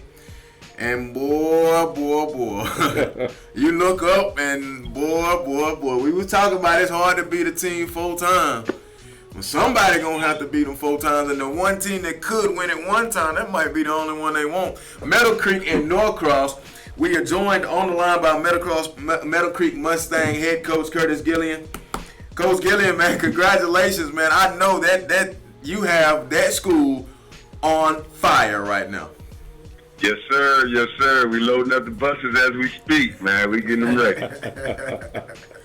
So, I mean, listen, we've seen you guys throughout the playoffs. We've seen you this season. Let's just cut right to the chase. 3 losses to Norcross this year, 2 of them at the buzzer. It's old. It's the regular season. You got to play them again. But what do you take away from those games now to go in there to get you over the hump in the game where, quite frankly, it means the most? The main thing that we would take is, for the most part, we've grinded out all our wins, and they've kind of just blown teams away. So, you know, our take is if we can make it another grind game, that maybe we may have a little success. Whereas in the tournament, they haven't had a game where they haven't had to, grind out at the end. So the main thing is we want to make them work for everything, and hopefully it's not a 1, 2, 3-point game at the last couple seconds. Coach Mario Mays here. Just want to say to you, salute from where you have brought this program from, man. Like, you know, just watching over the years and to see you guys get to this point. It's a major salute to you and your staff and your kids for what you all have done. Also had a chance to watch you all in the Tournament of Champions, and watching that, just seeing you guys compete and fight and fight and fight. I can't really say it's a surprise to me that you're here at this point. The one thing that stands out though in my mind, and we was talking about this earlier before we started the show, was when you guys lost to Norcross the last time. Somewhere on social media I seen, and it might have been, I don't know who it was, but somebody said we will be there when it counts. And so just speak to that confidence and that continued resolve that you guys have shown all season. Man, we played. I wanted to play the toughest schedule that we possibly could, just for this moment, so that we could be ready for this moment. And I think it prepared us. And those 2 losses, buzzer beater losses to Norcross, I mean, it's either gonna make you a man or it's gonna make you a boy. And so I got my money that we're gonna have some men stepping on that court Saturday. Coach, I'll say this to you. Me and you go back a long way, man. Me and you go back a long way. I'm gonna say this. One of the things about the hallmark of this Meadow Creek team has been defense. And you've been known for defense in the past. Right. So, that's one of the things. I mean, just how do you keep that defensive pressure up? Man, a lot of yelling, man. A lot of yelling, a lot of running, a lot of yelling, a lot of video. It's just having the guys buy into that's what's gonna. We're not an offensive juggernaut. We're not going to trade buckets with people and outscore people in 70, 80 points. But just having the guys buy into that, if we can keep the games 50, no more than 60, we will always, no matter who we play, we always going to give ourselves a chance. Coach Gillian, Lewis Preston here. Joel and I did your game at Lambert. I'll be honest with you, I had Lambert as the dark horse. One of the things that really impressed me, because you've held teams to 47 points, going into that game, Lambert was averaging 77. You held them to 47. It was the best defensive game I've seen the team play in high school this year. What was it about that game that has catapulted you to this point, and you're 32 minutes away from being a state champion? I think it was the loss, and I'm hoping we could use a lot of that for Saturday as well. That loss that we took last year to Lambert, I think that was fresh in our mind. We kind of knew the personnel. It was kind of like the same guys from last year. And we kind of, and Branco, me and him go back. You know, he's from DeKalb County as well, so I've had a history with him. So it was kind of very familiar with what they were going to do. And we was able to scout it and drill it all, you know, whatever, how many days we had to prepare. And the guys came out and executed, man. It was a hell of a job because, like I said, they spread the court so well and moved the ball so well. And but, you know, the guys bought into what we was trying to do. We got some guys that don't really get credit. You know, we got the big guys down low, but I don't think Jameer Chaplin gets a lot of credit for the type of defense that he does. He took that charge on versus Grayson with 4 seconds left on the clock. You know, so he's kind of guy where, you know, even though the big guys get the credit, he's that kind of guy that he's really the anchor of our defense with his length and his toughness and his tenacity. And another thing we did against Grayson, we put him on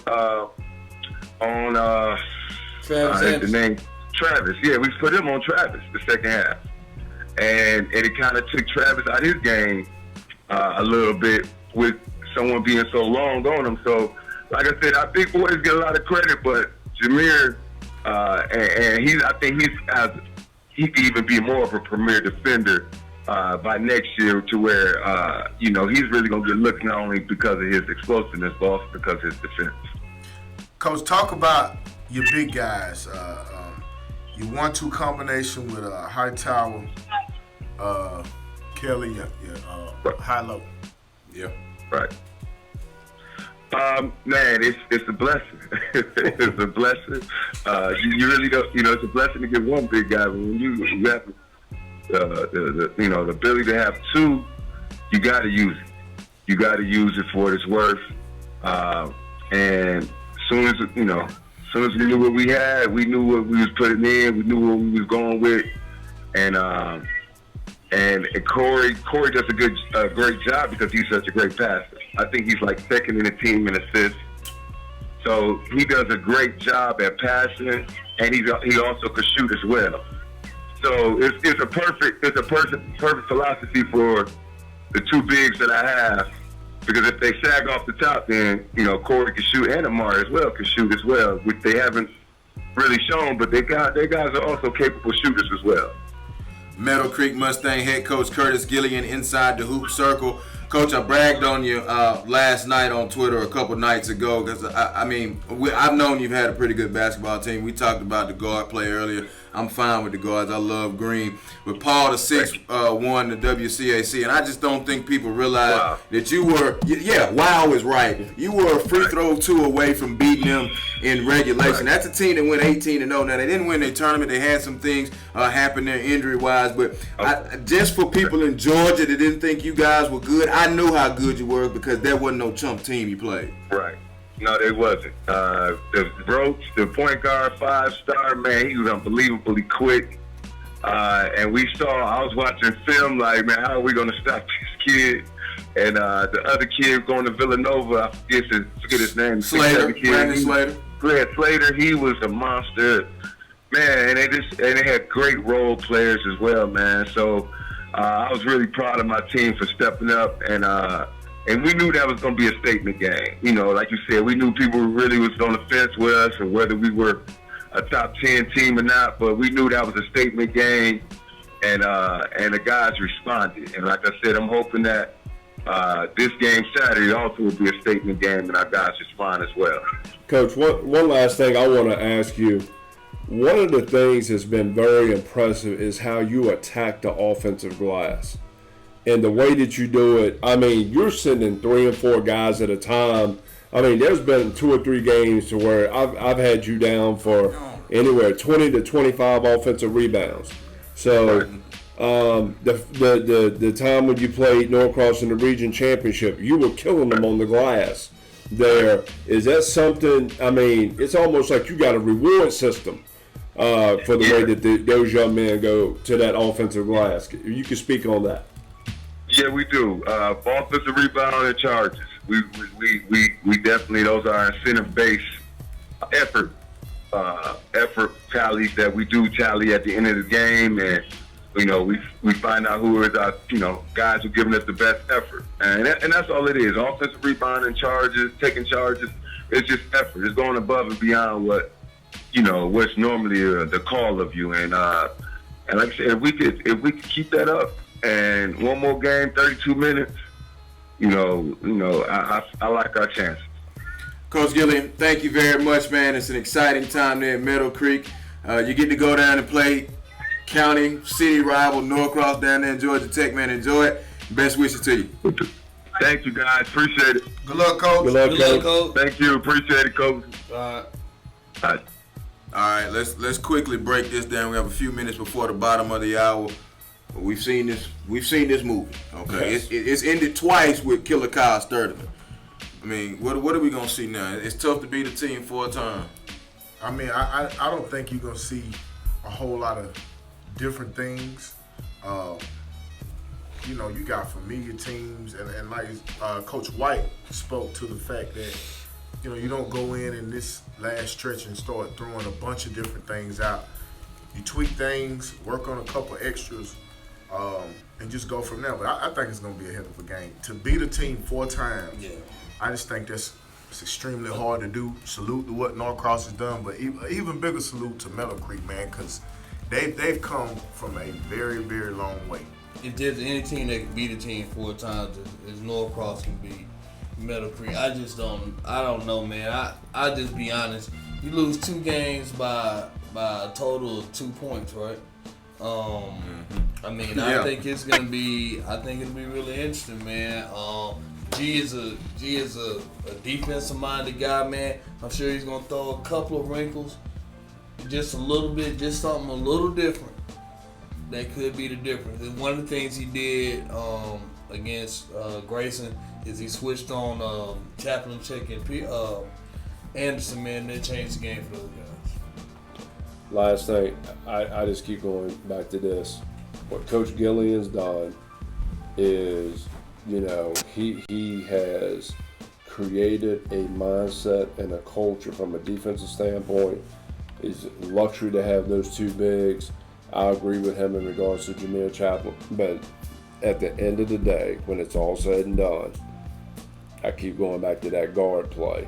To me, I thought the difference in the McEachern-Norcross game was how Brandon Boston got off to that quick start. He and JoJo Toppin kind of set the tone. Whoever sets that tone early, I think, is going to be able to carry that out for 32 minutes. One thing, he did make a great point. He don't want to see the game in the last minute to be a 2 to 3 point game. Not with Killer Kyle on the floor. I'm telling you right now. All right, we're going to take our final break of the evening, come back, wrap up 7A, some other notes. You're watching the SUV TV Bracket Breakdown with the Georgia Hoop Circle presented by CBA Sports. We also want to remind you about the Icebreaker Invitational. The best teams from across the nation travel to Augusta, Georgia each year to start their travel season off at the 2018 Icebreaker Invitational. This 200-plus team event is the premier event for travel teams to participate in, playing in the April live period. Great facilities, great teams, competition, and big-time media coverage. Games will be streamed live right here on SUV TV. We roll on after this break.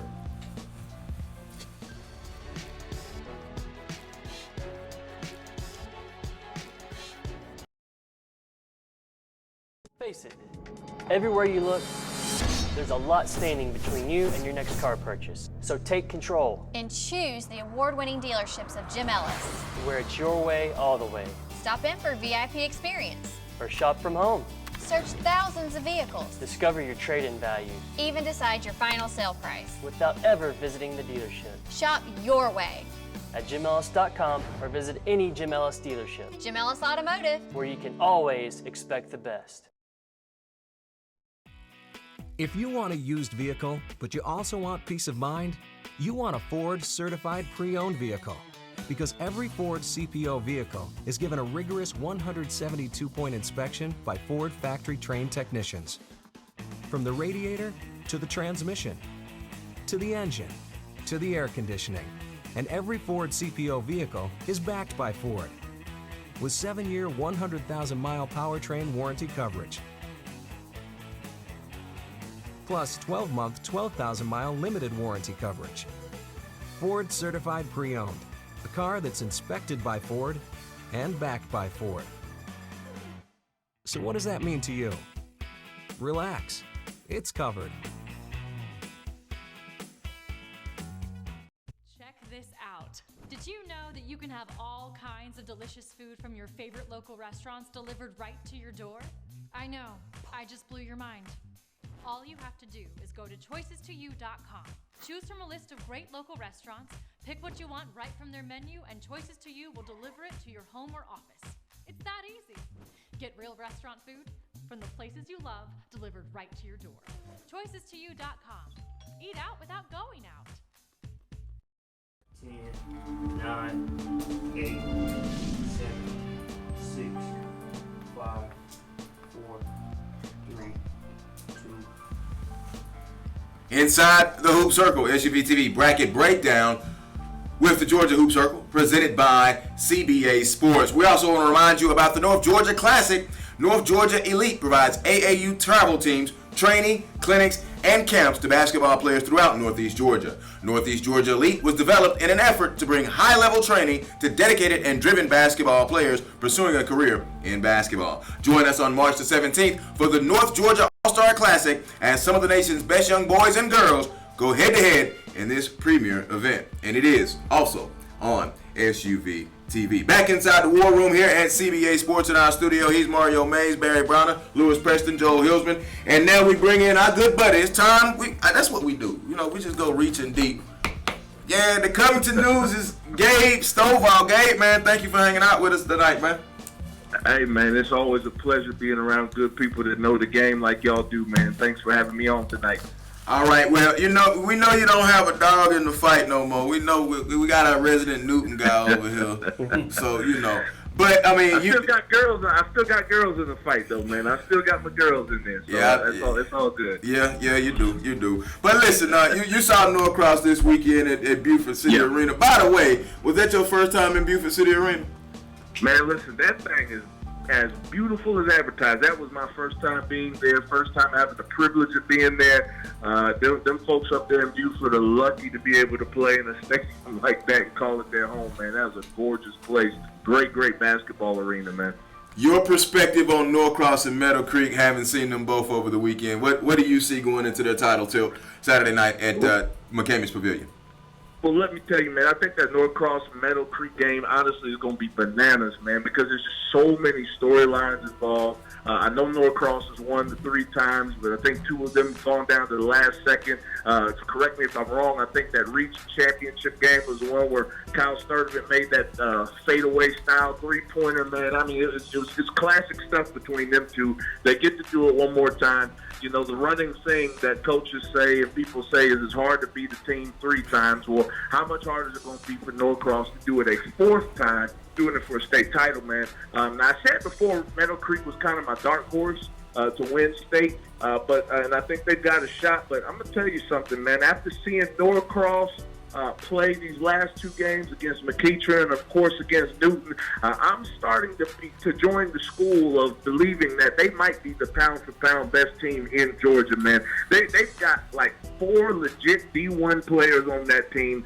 Against Newton, they combined size of Wheeler and the guard play of Mountain View, and they were the closest anybody I've seen being able to shut down Ashton Hagans. Of course, they got Sturdivant. They got JoJo Toppin, who's one of the most impressive looking athletes I've seen on the court this year. But I'm telling y'all, the guy that I think may have been the best player on the court Saturday and the guy that may be the X factor this coming Saturday, he is a sophomore by the name of Brandon Boston. Brandon Boston, man, he had 23 points game high, 6'5", silky smooth guard. He could play the 3 in high school for sure. Unlimited range as a shooter, basketball IQ. I'm gonna tell you, he reminds me of a guy named Will Richardson.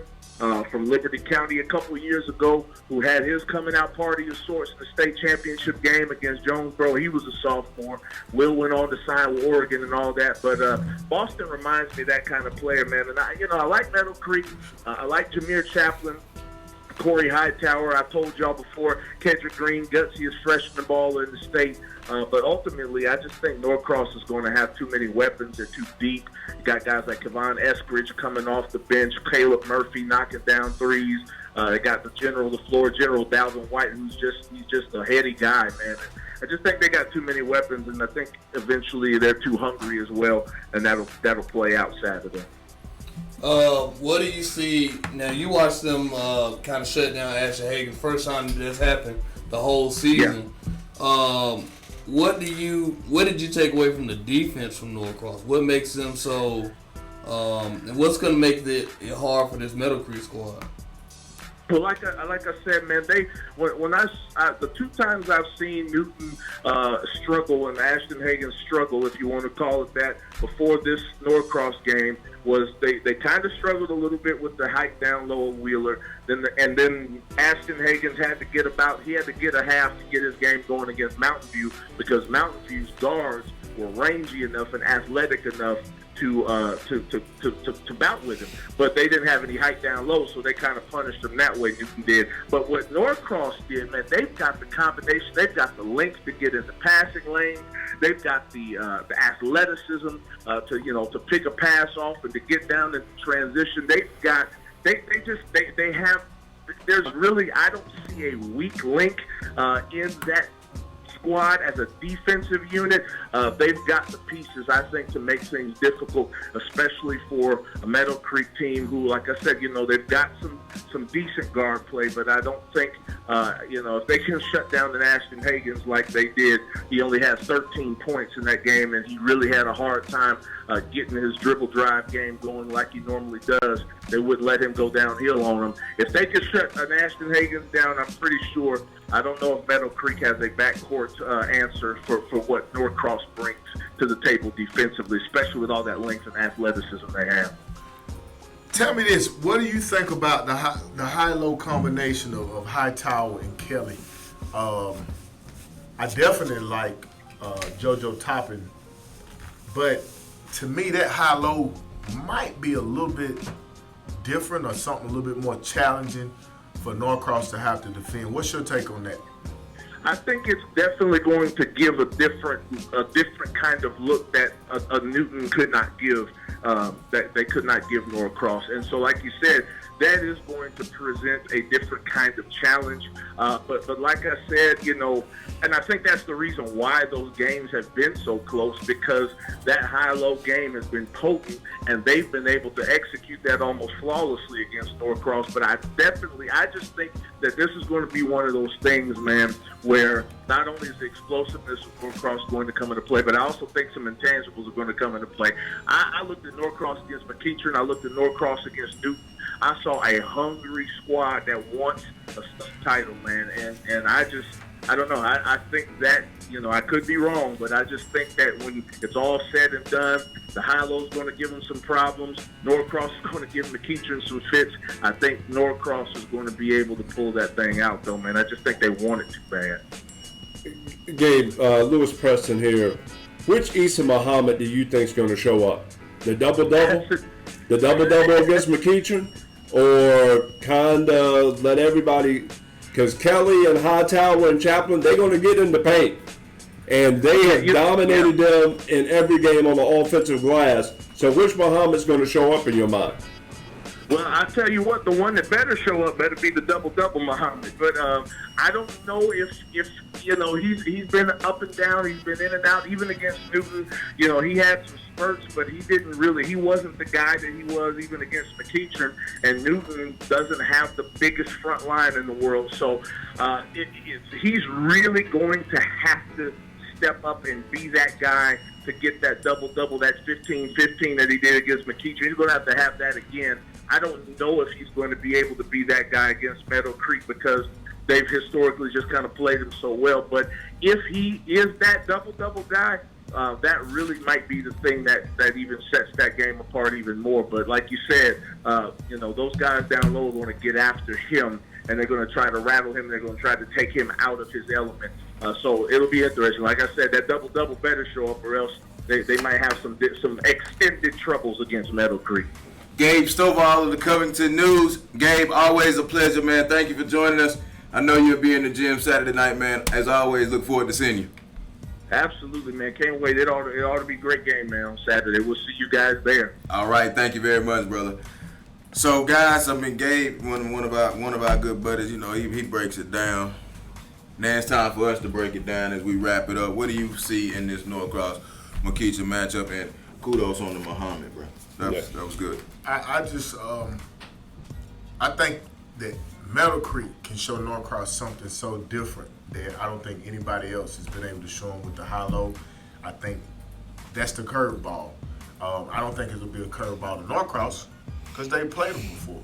But I mean, at the end of the day, I think that challenge right there could prove to be enough for Meadow Creek to possibly get over the hump. I think fearless. I think that Meadow Creek's going to be fearless. The freshman showed that he's not a freshman anymore, first-year player. Those bigs, man. I watched that high-low game against Grayson, man. It's going to be tough. I will look at this game and I will look at offensive rebounds and points off of offensive rebounds, and then who's able to get out in transition. Because who's able to do that, to me, is going to be the difference. This game's going to be a tight one. And we've seen with the last couple, last second shots, and we had a chance to call the region championship. And I think it's very hard to beat somebody 4 times, but if there's anybody that can, Norcross has the weapons to do it. And I look at this, we still talk about it with Meadow Creek in the guard spot. I still can't. Sturtevant and White, to a Green, first-year player. Yeah. Collier has stepped up very big in the playoffs for Meadow Creek. It's going to be a fun ball game. Norcross has been here. Yeah. Meadow Creek has not. It'll be very interesting. SUV TV's bracket breakdown with the Georgia Hoop Circle, presented by CBA Sports. This live edition. Any final thoughts, guys, before we get ready to wrap up another stellar night of It's Just About Basketball? Man, all I can say is the state is in for a treat with these last state final basketball games. It's been a great year of basketball here in the state of Georgia. Been able to produce 2 more McDonald's All-Americans, and just been great, man. Been a great year. It's been a good year for basketball in the state of Georgia. I just hope people get out and support these teams and these programs. I think it's been a great year for us to find out and learn more about the different coaches, their coaching style, their coaching ability, and then to find some nuggets out there on some different players that have kind of, in a sense, fallen through the cracks a little bit, and then being able to highlight and showcase some different guys. Ty Fagan, it'll be a long time before I forget that interview, talking about culture and being part of championship pedigree and program. We talk a lot of boys, the ladies, we love you as well. Trust me, the Hoop Circle is working on some stuff, all right? We got you squared away. I'm really looking forward to seeing Lovejoy girls go forward. I'm really looking forward to seeing Westlake, and I'm really looking forward to seeing Holy Innocents. Man, don't forget Newton girls, man. Shouts out my girl Lacey Chapman, Journey Smith, Coach Johnson, Coach Ray, Coach Russ. You already said that. He said Westlake. Shouts out again. I'm not Good luck, Westlake. Hey, Ram Power, baby. Good. That's all y'all need to know. We already said. He already said that about that. He said Westlake. He started it. That man is representing for Newton County. Early. All right, somebody got to do it, so we're going to have to do it. Who you got in 1A public between Wilkinson County and Montgomery County? It's going to be hard to beat Dr. Jeter. I'm going Wilkinson. I'm going Wilkinson. I think I'll third that. I'm going Wilkinson. 1A private, St. Francis and Aquinas. Coach Preston. I'm gonna go with the championship culture and pedigree. I'm gonna go St. Francis. I'm gonna go Aquinas.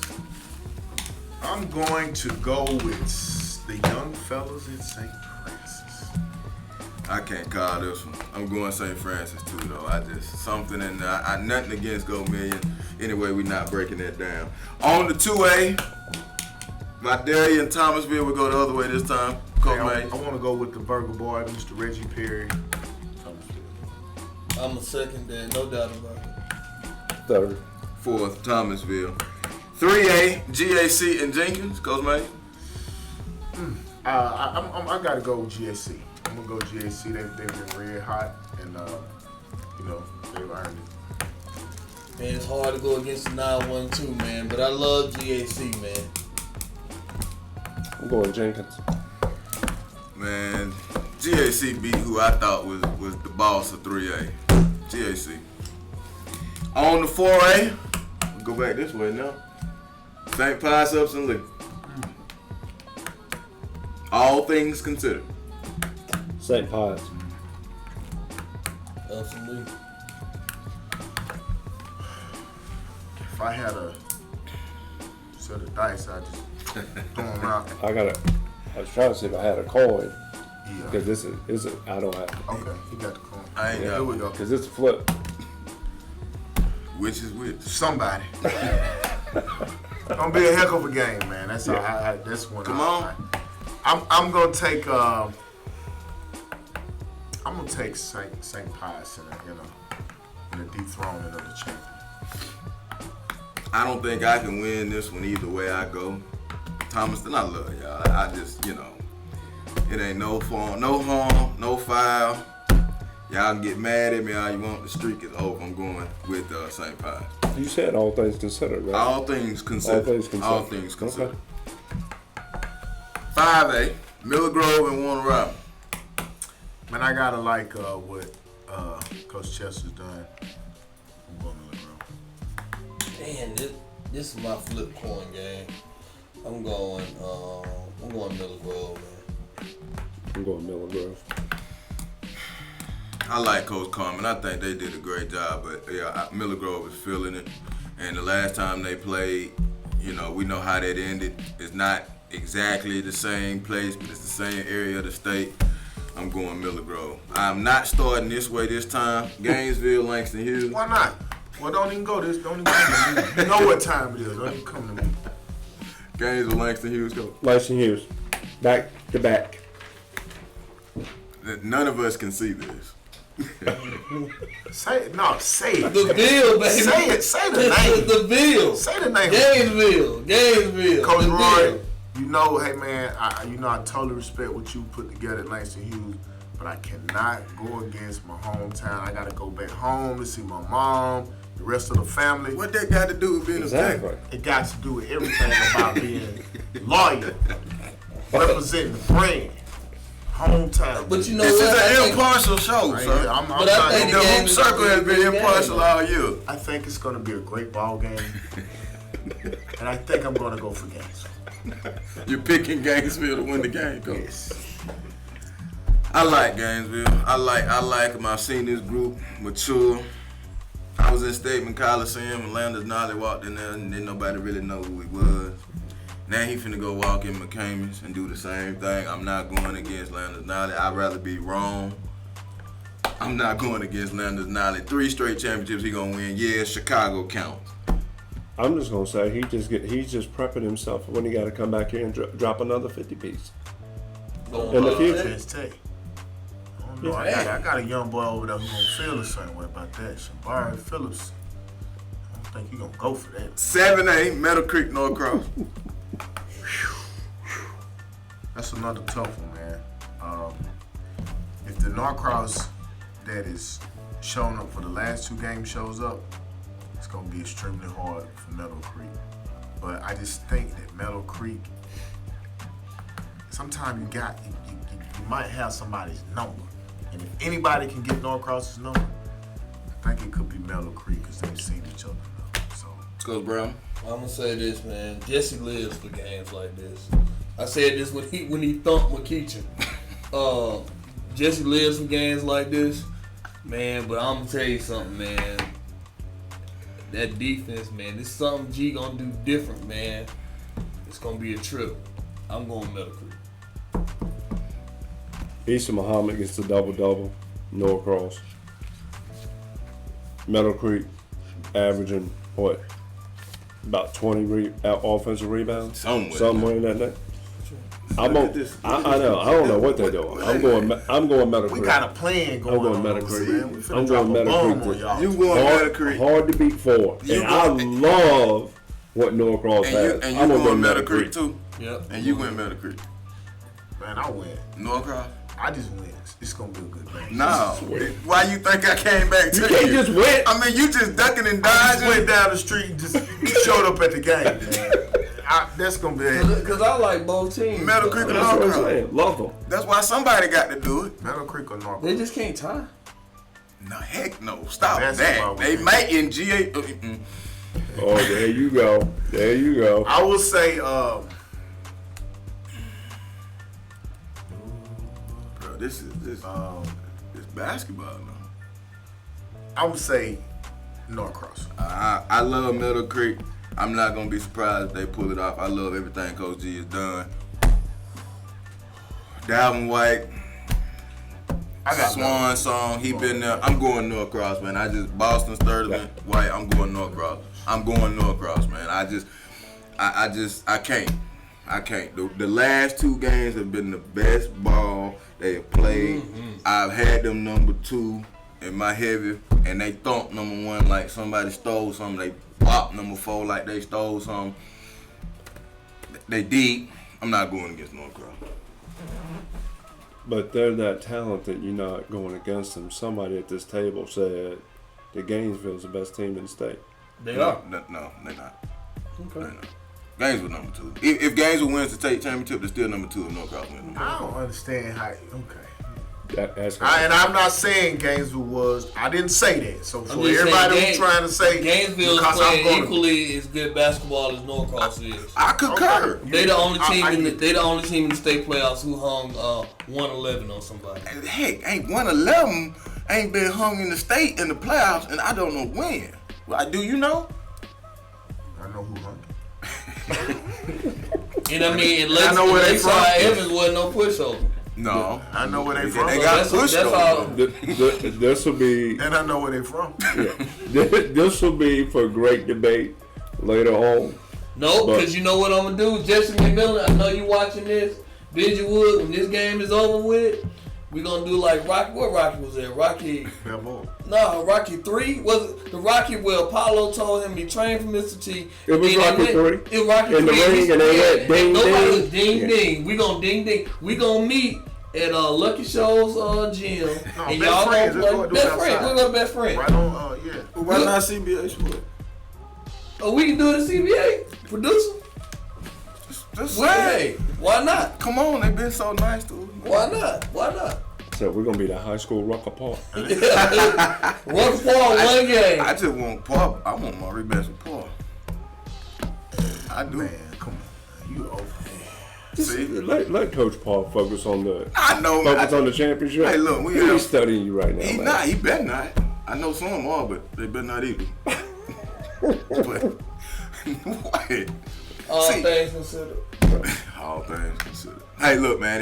We're glad that you have been with us. The live edition of SUV TV Bracket Breakdown with the Georgia Hoop Circle, presented by CBA Sports and our Royal One. Now, of course, when the finals are over, we're gonna keep going. We're gonna break that whole finals down for you. We came with you a little longer, strong 3.5 hours. Glad that you have been with us. You are ready. You had your appetizer, your entree, your dessert. Everybody be safe. Get to Macon safe. Get to Georgia Tech safe. If you see us, the Hoop Circle, we'll be in there. Say what's up, man. We thank all you guys out there. Any final words from the crew? Because y'all make this thing go. God bless. Good night. Hey, man, just keep supporting high school basketball, man, and just be positive about this game that we all know and love. What's Chris? Good is the enemy of great. There's going to be some great performances we're going to see just starting tomorrow. We thank you for joining us on SUV TV's Bracket Breakdown with the Georgia Hoop Circle presented by CBA Sports. Special thanks out to CBA Sports. We'll see you down the road right here, the SUVTV.com.